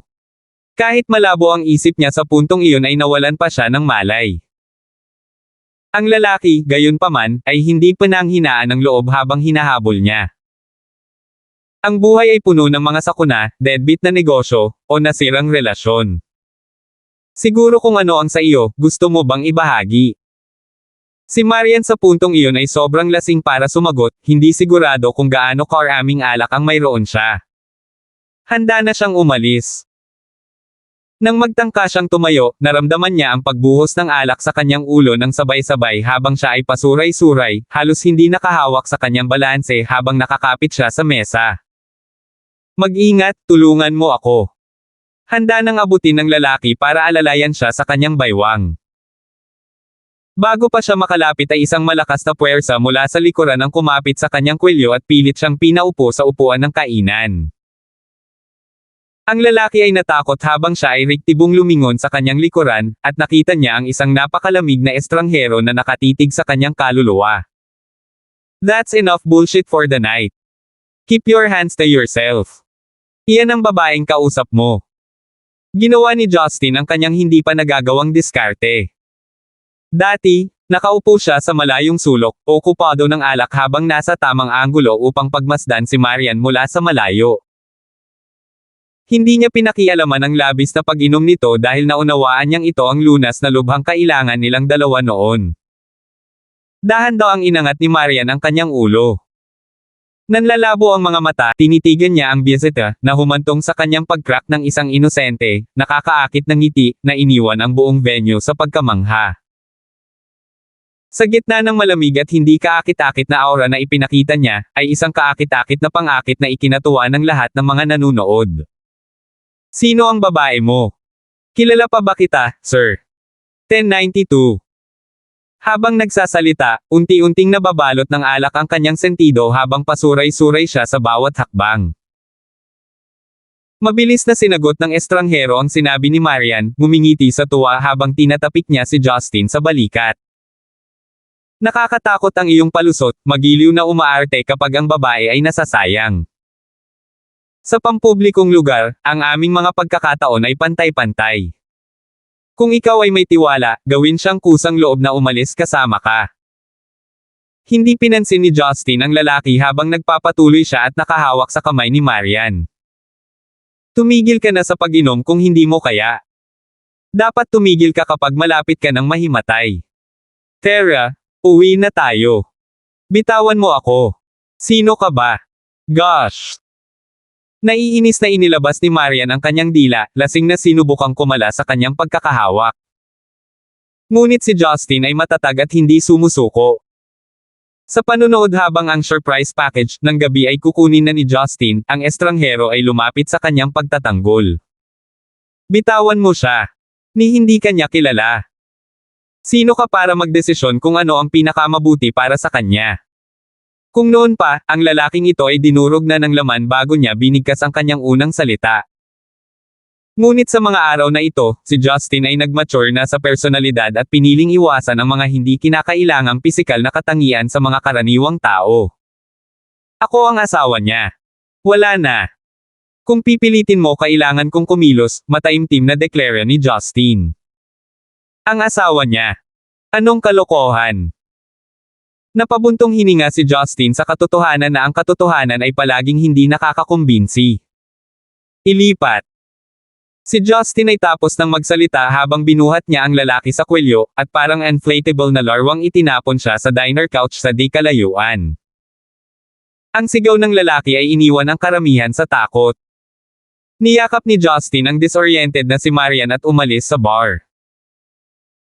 Sa labas ng pinto, oras na ng gabi, walang laman at tiwangwang ang mga lansangan, humahampas ang malamig na hangin sa mga dahon. Hindi kasama ang mga nagtitinda sa kalye ay ang paminsan-minsang mga kwago sa gabi, na nakabalot ng makapal na damit, mabilis na paglalakad na dumaan sa mga hilera ng mga ilaw sa kalye.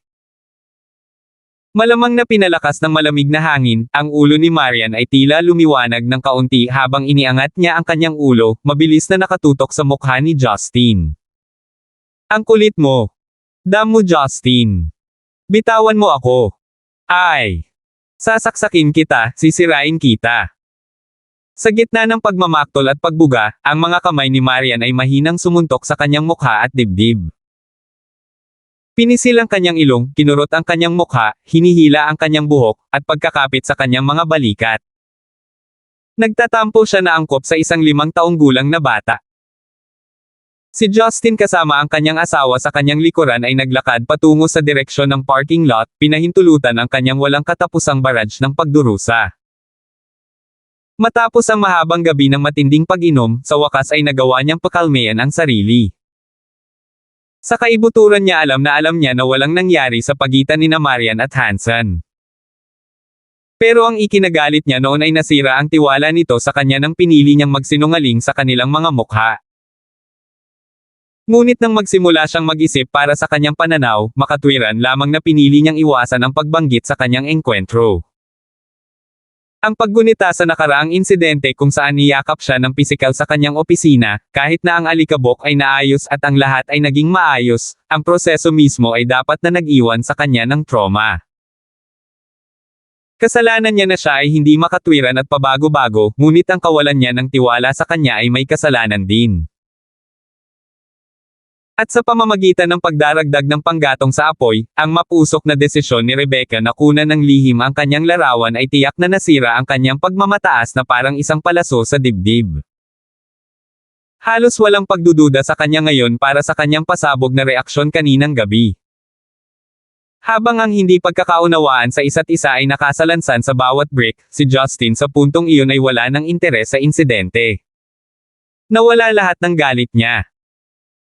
Bigla na lang, itinigil ni Marian ang lahat ng malakas na pagpapakitang tao ng kanyang mga paa at nagsimulang mag-pout. Ang kanyang namumunga na mga mata ay tila nahihirapan habang siya ay huminto sa kanyang kinatatayuan. Og! Agad na nawala ng malay si Justin. Marian, anong nangyayari? Okay ka lang.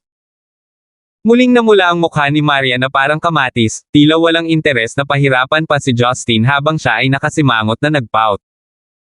Kailangan kong umihi. Ihi. Napatulala si Justin, ngunit hindi siya nag-aksaya ng oras para intindihin ang sitwasyon. Nakainom siya ng maraming likido at ito ay isang partikular na malamig na araw. Ito ay isang oras lamang. Ito ay bukas na kalye. Walang pampublikong banyo sa paligid. Si Justin ay galit na tumingin sa paligid, napansin ang pagkalito sa mga mata ng mga dumadaan. Hindi ko na kaya. Kailangan kong umihi.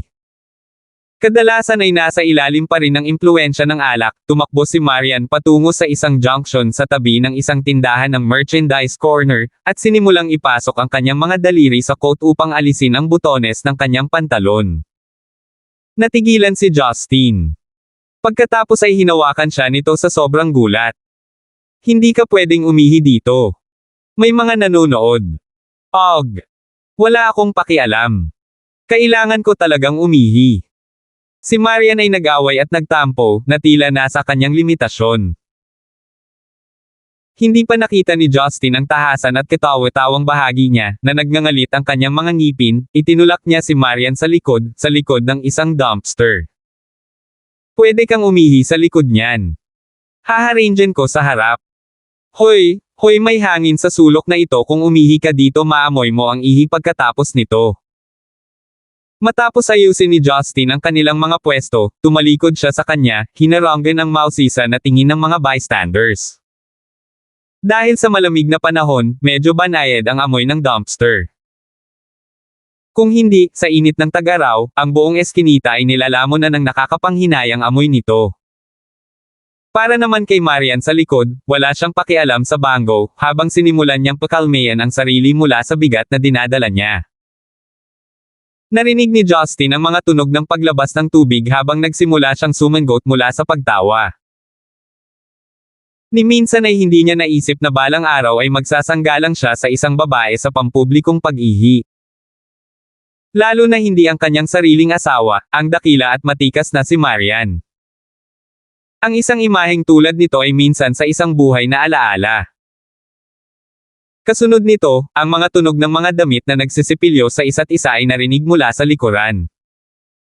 Ano ang susunod na muling nag-iwan kay Justin sa lubos na kalituhan? Napaluha si Marian.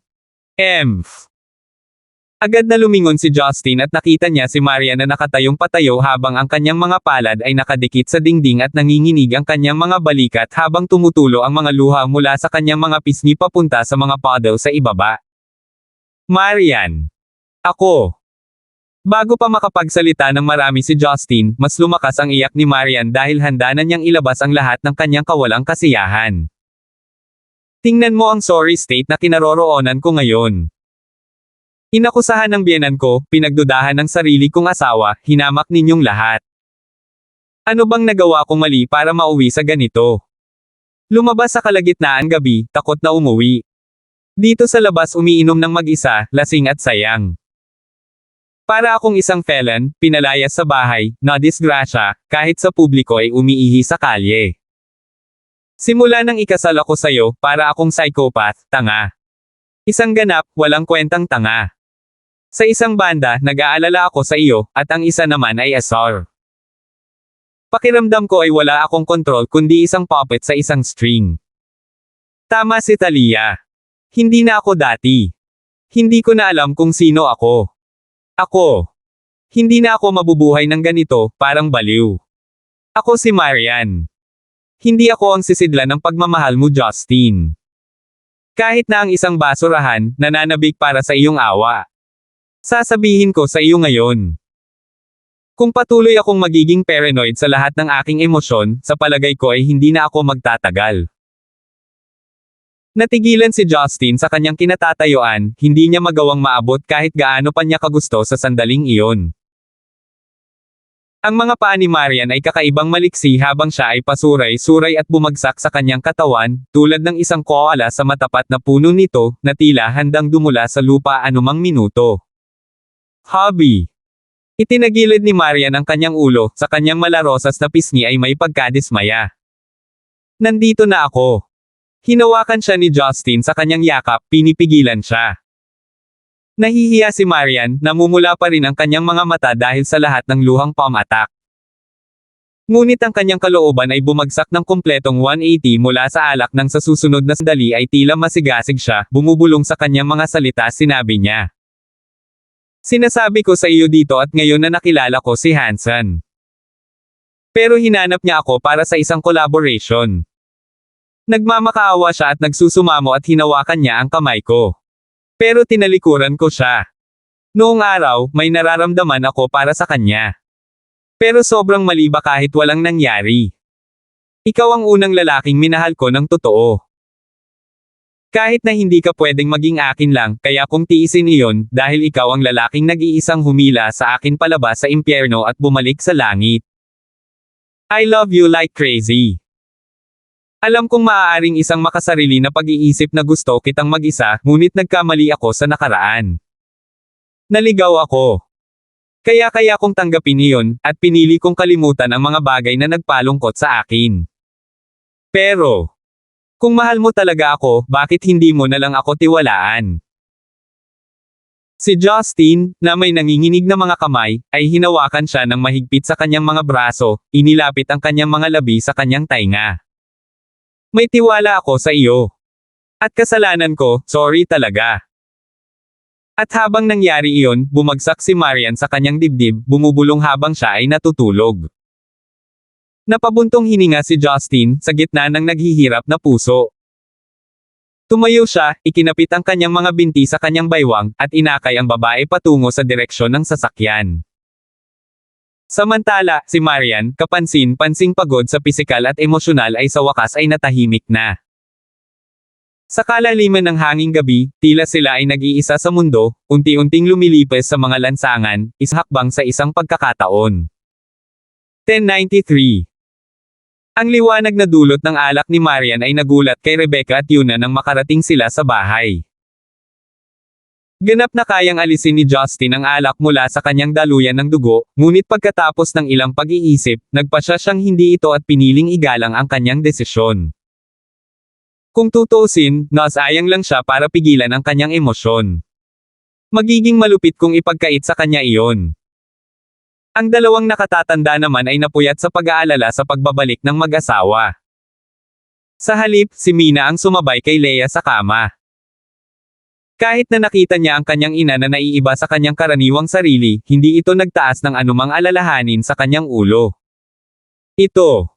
Justin, bakit siya amoy alak? Oh my, bakit siya lasing na ganito? Nakakahiya. Umirap si Rebecca dahil sa kalungkutan. Nagpatuloy si Justin sa pamamagitan ng pagpigibak kay Marian sa itaas. Sa kalagitnaan, naniwala siyang hindi na niya kayang manahimik. Nay, tama na. Nakakapagod na ang araw na to para sa kanya. Ang pagbintangge na walang paraan para mailabas ang kanyang pagkadismaya ay naging dahilan ng pag-inom niya ng alak. Kapag nagising siya na nagre-refresh kinaumagahan, bakit hindi mo siya bigyan ng tamang paghingi ng tawad? Alam ko na maaaring maging awkward sa pagiging senior mo, ngunit dapat mo ring baguhin ang iyong mga pagkakamali. Saglit na sumulyap si Rebecca kay Marian, bago siya muling tumutok kay Justin. Sa totoo lang, bilang isang dalaga minsan, hindi ko masasabing sumasang-ayon ako sa iyo, nararapat lamang na sundin ng mga kabataan ang payo ng kanilang mga nakatatanda. Kahit na ako ay maaaring mali dito, ang aking mga intensyon ay hindi masyadong kritikal sa aking anak na babae. Kung alam niya ang kanyang lugar ay hindi ito mangyayari. Ako rin ay hindi isang walang kwentang tao na hindi nag-iisip ng lohikal na pangangatwiran. At saka, kung hihingi ako ng tawad, saan ko ba ilalagak ang aking pride? Ito ay isang maliit na pagkakamali lamang mula sa amin. Dapat ba tayong humingi ng tawad sa mga bagay na iyon? Nay, makinig ka. Ika-21 siglo na ngayon. Oras na para magsimulang mag-isip ng progresibo.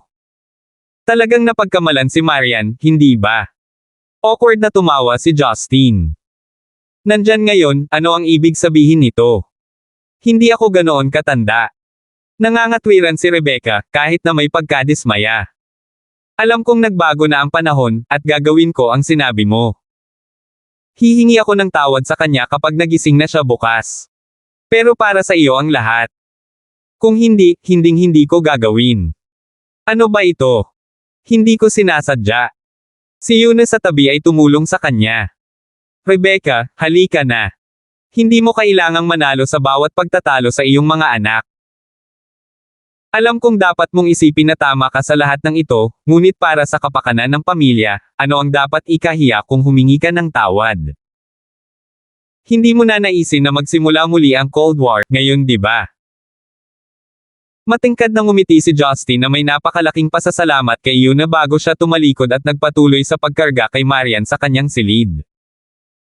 Napabuntong hininga si Rebecca dahil sa panlulumo. No wonder the drama series these days all in-law relationships as their mainstays. Kung hindi lang ako nakapag-aral, baka nauwi din ako sa mga fictional in-laws na yon. Baka mauwi pa ako sa sarili ko, magkaroon ng anak na isinilang ko sa ibang babae. Humalaklak si Yuna sa gilid habang mahinahong tinatapik ang likod ni Rebecca. Pagkatapos niyang buhatin si Marian sa kanyang kwarto, mabilis na napansin ni Justin ang pagkawala ni Leia sa silid mula sa karaniwan, sa pag-aakalang maaaring natutulog siya sa silid ni Mina. At iyon ay naging mas maginhawa sa buong proseso, habang maingat niyang tinanggal ang kanyang sapatos, dahan-daang inihiga siya sa kama, tinanggal ang kanyang Amerikana, at sinabunutan siya ng mga kumot. Nakapout si Marian habang nakayuko, nakaharap kay Justin ang likod niya habang nakahiga siya sa mahimbing na pagkakatulog. Umupo si Justin sa gilid ng kama, ang kanyang kamay ay bahagyang tinatapik ang katawan ng babae. Pagkaraan ng ilang sandali, napansin ni Justin ang isang pamilyar na plushie sa dulong sulok ng kama. Kung titingnang mabuti, hindi nagtagal para maalala niya na ito ang dumpling na napanalunan niya noong minsan silang kumakain ng dumplings. Pinipisil ito sa dulo ng kanyang kama na posibleng mailabas niya ang kanyang dissatisfaction sa tingin niya. Ang hindi niya alam ay kalahati lang ang tama niya, ang kalahati naman ay sinadya para suportahan nito ang mga paa niya. Tahimik niyang inabot ang dumpling plushie at hinimas ito. Wifey, tulog ka na. Hindi nakakagulat na hindi sumagot si Marian, na ngayon ay nangangahulugan na ang kanyang pakikipag-ugnayan ay naging higit na isang monologo. Ako ay nagkasala sa aking mga aksyon. Alam kong nabanggit ko na ito sa nakaraan ngunit pakiramdam ko ito ay isang magandang pagkakataon upang ulitin ito ng isang beses. Emosyonal na sinabi ni Justin. I'm just not a man with aspiration, maybe it's because aspirations are just too far-fetched for me. My whole life has been one act of revenge after another. At ngayon, lahat ng bagay na ginagawa ko para protektahan ang mga pinagmumula ng kaligayahan. Maaaring dahil sa kawalan ng pagmamahal sa aking pagkabata, nahihirapan akong tanggihan ang tunay na pag-ibig. At mula sa takot na iyon, natatakot akong magising at matagpuan muli ang lahat ng ito sa akin. Natatakot ako na balang araw kung tatanggihan ko ang pag-ibig na ito, at baka hindi ko na ito makuha muli. Maaari mong isipin na ang lahat ng ito ay mga dahilan na ginawa ko mula sa tuktok ng aking ulo ngunit kailangan kong malaman mo ito. Mahal ko man ang bawat isa sa kanila, alam ko sa simula pa lang na ikaw lang ang magiging asawa ko. Hindi mo kailangang inggit sa kanila, sinasabi ko yan para lang makasama ka. Kung talagang sasabihin ko sa iyo ang eksaktong dahilan kung bakit palagi kang magiging asawa ay gagawin ko, salita sa salita, ngunit sa ngayon ay wala lang ako, kaya pinili kong magkaroon ng ganap na pananampalataya sa iyo. Mahal na mahal ko ang babaeng ito dati. Lumaki kaming magkasama, nakaranas ng hindi mabilang na sitwasyon sa buhay at kamatayan. Pero kahit kailan, ni minsan hindi ko naramdaman yung nararamdaman ko nung una kitang nakilala. Alam mo, ito ay maaaring kapalaran. Tadhana siguro ang nagtagpo sa atin, para dalhin ako dito kasama mo. Tumigil sandali si Justin bago siya tumawa. Actually, laging nasa isip ko, na baka isang araw magkasakit ka sa akin, na pipiliin mo akong iwan. At kung talagang dumating ang araw na iyon, mamahalin pa rin kita gaya ng ginagawa ko ngayon, dahil sinisigurado kung kahit isang araw ay pinili mong hindi na ako mahalin, hinding-hindi ako ang unang titigil sa pagmamahal sa iyo. Hindi man tayo magkasamang tumanda, sana ay nasa tabi kita hanggang sa araw na magwakas ang mundo. Sa kabuuan ng kanyang taos-pusong mga salita, nagsimulang tumulo ang kanyang mga mata nang yumuko siya at hinalikan siya sa pisngi. Masasabi ko lang ito kapag natutulog ka, kung hindi, iisipin mo na isa akong walang hiyang bastard sa lahat ng kanyang kalokohang kalokohan. Marian, mahirap maging kapareha, lalo na bilang iyong kapareha. Pero isipin mo, bihira tayong dalawa na mag-iinuman ng ganito kalalim sa gabi. Tumayo si Justin habang papunta sa exit. Ngunit bago siya umalis, bigla siyang lumingon sa kanya para sa huling tingin, bago niya pinatay ang mga ilaw. Bumalik sa dilim ang kwarto. Kinaumagahan, antok na bumagsak si Justin sa kanyang malawak na king-size na kama. Pagkatapos ng mga araw ng abalang paglalakbay, malugod na tinanggap ni Justin ang pagkakataon para sa isang masayang pahinga. Tumpak-tumpak. Ang pinto ng kanyang silid ay binomba ng sunod-sunod katok at kalabog, na naging dahilan para atubiling siyang gumapang palabas ng kanyang kama. Bakit ka kumakatok, hindi nakalock ang pinto? Bago pa niya matapos ang paghikbi, bumukas ang pinto, at pumasok ang isang chubby na batang babae. Sabi ni Mommy kailangan kong kumatok bago ako pumasok. Masayang tugon ni Leia. Nagpout si Justin bilang tugon. Hindi ka tinuruan ni Mommy na kumatok ng mahina. Hindi, kumpiyansa na sagot ni Leia, bago siya tumakbo patungo sa kama ni Justin at binaliktad ang kumot. Masamang tito, gumising ka na. Sabi ni Lola, hintayin ka muna natin bago tayo makapag-almusal. Gutom na si Leia. Napabuntong hininga si Justin sa anticlimactic turn of events habang marahan niyang sinusuot ang kanyang damit. Sige, mauna ka na, hahabol ako sayo. Pinisil ni Leia ang maliit niyang ilong. Masamang tito, ano ang ikinahihiya mo? Ang liit ng dibdib mo. Mas malaki si Mommy, ayaw kong makita ang sa iyo. Nang matapos siyang magbigay ng punto, tumakbo siya palabas ng silid. Si Justin ay naguguluhan tungkol sa edukasyon na natatanggap niya mula sa kindergarten sa isang banda, ngunit gayunpaman ay nasisiyahan na mayroon na ngayong isang bata sa sambahayan. Sa sandaling iyon sa tabi ng pinto ay naroon si Marian, inayos kasama ang nakabundle na buhok, habang naglalakad siya papasok ng kwarto, nasa kanyang mga kamay ang bagong nilabang damit. Mabilis na sumilip sa lalaki sa tabi ng kama, ipinagpatuloy ni Marian ang pag-aayos ng mga damit sa kani-kanilang mga istant. Habang pinupunasan ang kanyang lalamunan, lumakad si Justin sa fine line habang sinasabi niya, Marian. Ikaw. Huwag mo na akong galit, di ba? Huminto si Marian sa kinaroroonan niya, nag-isip ng kaunti, pagkatapos ay lumingon kay Justin. Ganun pa rin, ngunit anuman ang nararamdaman ko, asawa pa rin kita. 1094. Natarante si Justin sa mga salitang iyon. Nang makawala siya dito, sumugod siya at binalot ang manipis niyang baywang sa pagitan ng kanyang mga braso, idiniin siya sa kutsan. Dahil sa gulat, tumili si Marian ngunit hindi na makagawa ng ibang ingay habang sinimulang halikan ni Justin ang kanyang mga labi. Hehe, alam kong napatawad mo na ako. Hindi mo na kailangang magpanggap. Okay lang maging sobrang cold sa ibang tao pero hindi na kailangan ng asawa mo. Sa kabilang banda, ang naiisip lang ni Marian ay ang amoy ng magdamag na alak na nananatili sa kanyang bibig. Mabilis niyang itinulak si Justin palayo at inayos ang kanyang damit. Malapit na akong magtrabaho. Ginulo mo ang buhok at damit ko. Hindi nasisiyahan, pinatawad ni Marian ang kanyang mga reklamo. Sa kabila noon, si Justin ay naninindigan sa pagkakaroon ni Marian sa kanyang kondangan. Ang posisyon ay nagbigay daan sa kanyang dalawang malambot na pisngi na mabigyan ng ipinagmamalaki ni Justin na pang-umagang kahoy ng hindi sinasadya ngunit malikot na pisilin. Darling, sabihin mo na napatawad mo na ako. O kung hindi, kakainin kita ng almusal ngayon, panunokso ni Justin. Huminga ng malalim si Marian, tinitigan ng lalaking nasa harapan niya nang walang magawang tingin. Hindi siya naglakas loob na gumalaw ng isa pang pulgada dahil ang matigas na paninigas sa ilalim niya ay napakatigas na malapit na itong pumasok sa kanyang palda. Jeez, napakatapang mo. Malapit na akong maiyak. Paanong hindi kita mapapatawad sa mga ganitong sitwasyon?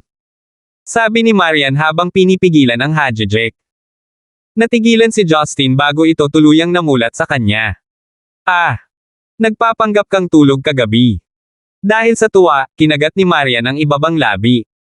Oo, paano yan? Sinubukan kong kontrolin ang pulso ko gamit ang True Chi para magpanggap na tulog ako. Hindi mo napansin. Nagkasalungat si Justin. Nag-abala lamang siya sa paghihinuha kung siya ay natutulog sa pamamagitan ng pagmamasid sa kanyang pulso at paghinga. Hindi naisip ng lalaki na suriin ang mga pagbabago ng kanyang panloob na True Chi at pulso. Wow! Gumagaling ka na. Nag-improve ang True Chi application mo. Pero ginamit mo ito para linlangan ako. Oras na para sa palo. Kasunod nito, tumawa si Justin ng masama. Walang pakialam sa mga sigaw nito, itinaas siya nito sa kanyang baywang at pinatong ito sa kanyang mga hita. Pagkatapos, itinaas niya ang kanyang palda ng taglagas at sinimulang paluan ang kanyang matambok na likod. Ang kanyang mga palo ay magaan sa pagpindot.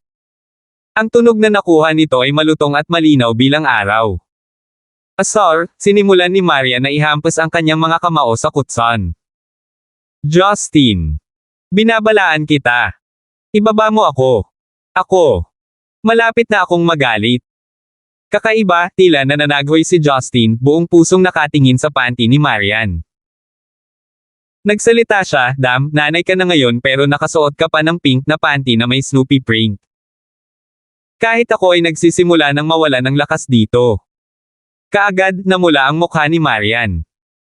Pinili ng babae na ay palad ang kanyang mukha sa pagkatalo. Nagpatuloy ang kalokohan ng mag-asawa, halatang mas maganda ang atmosphere sa pagitan nila kaysa kahapon. Sa ibaba, masipag na tinirintes ni Rebecca ang buhok ni Leia. Ang malapakwa na bob ng maliit na batang babae ay nag-alok ng hindi sapat na haba para sa mga tirentas ngunit ang batang babae ay nag-ungol para sa mga tirentas dahil ang bawat batang babae sa kindergarten ay mayroon nito. Agad na pumayag si Rebecca sa kahilingan ni Leia. Walang anak na babae ang babae. Ngayong malapit na ang kanyang apo, mabilis siyang nagtali sa buhok at nagsimulang magtrabaho. Hanggat hindi ito masyadong komplikado ng isang tirentas, tiwala si Rebecca na magagawa niya ito. Nang mapansin na si Marian ay sumama sa kanila sa mesa, ang ekspresyon ni Rebecca ay pinilit pa rin. Bagaman gayon, ginawa pa rin ng biyenan ang lahat para mapangiti siya. Halika, maupo. Nakahanda na ang pagkain. Tahimik, tumango si Marian bilang tugon.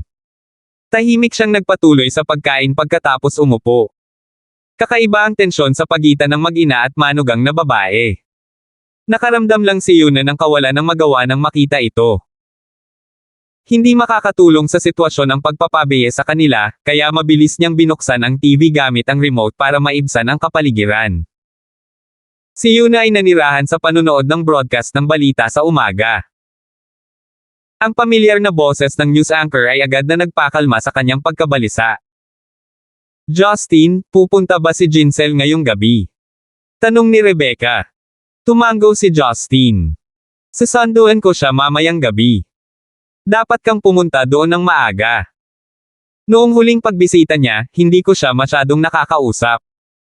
Gusto ko talagang pasalamatan siya at mas makilala siya, nakangiting sabi ni Rebecca. Napangiti lang ng pilit si Justin. Sinabi ni Rebecca ang kanyang nais na makipag-usap pa kay Jinsel sa harap ni Marian. Hindi ba't isa lamang itong provocation sa kanyang asawa? Tila hindi nasisiyahan ang kanyang ina sa pananahimik ni Marian, piniling magbigay ng emosyonal na pag-trigger sa kanya bilang paghihiganti. Hindi rin pinaplano ni Rebecca na humingi ng tawad. Sa kabutihang palad, si Marian ay mukhang hindi nabigla sa kanyang mga salita. Ngunit marahil ito ay ibang kwento para sa mga kaisipang tumatakbo sa kanyang isipan. Sa sandaling ito, isang pamilyar na pangalan ang narinig mula sa broadcast ng balita. Kaninang araw, na-recover ng pulisya ang isang bangkay sa Stonegate Hilton Hotel. Pinaniniwalaang tinapos ng lalaki ang kanyang buhay sa pamamagitan ng pag-inom ng lason. Sa pamamagitan ng mga pagsisiyasat, ang lalaki ay nakilala bilang ang panganay na anak ng Jiang Province Lee Foundation na si Hansen. Napagpasyahan ito bilang isang kaso ng pagpapakamatay ngunit maraming tao ang nag-iisip tungkol sa likas na katangian ng kanyang pagpapakamatay. Nang mana ng kanyang kapatid na si Andrew Lee. Biglang napunta sa balita ang atensyon ng lahat. Ang lahat ng aksyon sa bahay ay tumigil, ang mga tingin ay nakadikit sa TV. Kakaiba, bahagyang sumimangot si Marian ngunit may bahagyang ngiti sa gilid ng kanyang mga labi. May malamig na kislap sa kanyang mga orbs, ngunit nawala ito sa loob ng ilang segundo. Nagpatuloy siya sa pagsubo sa kanyang lugaw. Nagpatuloy ang balita. Sa alam namin, ang Lee Foundation, ang German BMW Company at ang Italian Fiat Group ay may matagal ng pakikipagtulungan sa Lee Foundation bilang pangunahing tulay para sa BMW sa loob ng Zenica. Kamakailan, ang Lee Foundation at BMW ay may mga plano na bumuo ng isang BMW History Exhibition sa Stonegate.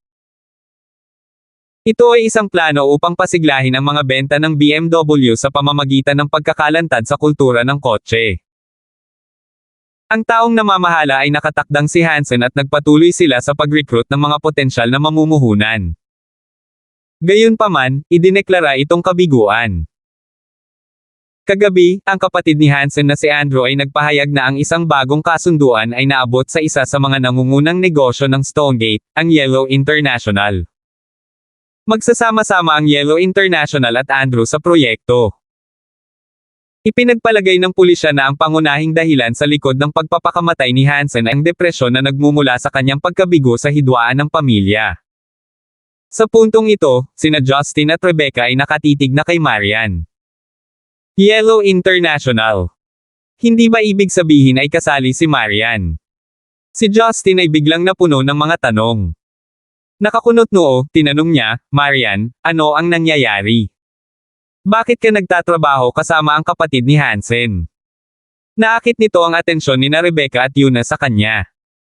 Inakala nila na matagal nang sumuko si Marian sa pakikipagtulungan sa Lee Foundation. Pagtingin niya, ngumiti siya. Mukhang natapos na ni Melinda ang trabaho. Melinda. Nagsimulang makaramdam ng pagkabalisa si Justin. Tumango si Marian. Sa totoo lang. Sa una ay pinaplano ko nang sumuko sa proyektong ito ngunit ipinakita sa akin ni Hansen ang kanyang tunay na ugali at nasaktan pa nga ako. Kaya't nagpa siya akong huwag siyang iligtas sa anumang mukha, ngunit talagang hindi ko inaasahan na ang kanyang lakas sa pag-iisip ay napakahina. Sa gitna ng kanilang pagkalito, nagsimulang bigkasan ni Marian ang serye ng mga kaganapan ng komprehensibo. Inihayag niya na pagkatapos ng pulong kahapon, pinaplano ni Marian na hindi sumang-ayon sa collaborative na proyekto bilang pagsasaalang-alang kay Justin. Sa hindi inaasahang pagkakataon, naabot siya kaagad ni Hansen, na kaina-hinalang alam niya ang eksaktong lokasyon niya. Ang pinakanakakagulat ay ang kanyang pagpupursige sa kanyang pamumuhunan sa proyekto. Batay sa kanyang lalaman tungkol kay Hansen, natitiyak ni Marian na hindi pera ang kanyang motibasyon. Walang kwenta ang pagluhod niya. Hindi ko man lang sinabi kay Hana kung saan ako pupunta. Paano niya ako nahanap kapag natapos na ang meeting? Sa huli, napagpasyahan ko na nagtanim siya ng mga especially iya sa kumpanya ko. Hindi lang iyon, handa rin siyang lumuhad sa harapan ko at magmakaawa. Hindi lang kami ang kumpanya sa Stonegate na may kakayahang mag-alok sa kanya ng suportang pera. Bakit napaka-desperado niya sa investment ko? Ang hula ko noon ay napilitan siya sa isang kanto. Kung hindi makatuwiran para sa kanya na talikuran ang kanyang pride at dignidad. Pagkatapos ng ilang maingat na pag-iisip, dumiretso si Marian kay Melinda. Bilang dating public relations officer, nagkaroon si Melinda ng malawak na network ng mga kontak. Hindi nagtagal ay nalaman nilang ang proyekto ay ang huling pagkakataon ni Hansen ng pagtubos na ipinatupad ng pamilya Lee. Kahit na mas bata, ang mga kakayahan ni Andrew ay higit na may kakayahan kaysa kay Hansen. Nagawa ng lalaki na pamahalaan ang maraming negosyo sa Europa sa loob ng nakaraang 2 taon, na sa huli ay pinilit na bumalik si Hansen sa Zenica. Sa hindi inaasahang pagkakataon, habang nahihirapan si Hansen sa kanyang mga problema, may nangyaring alitan sa pagitan niya at ng kanyang asawang si Shen Yaxen.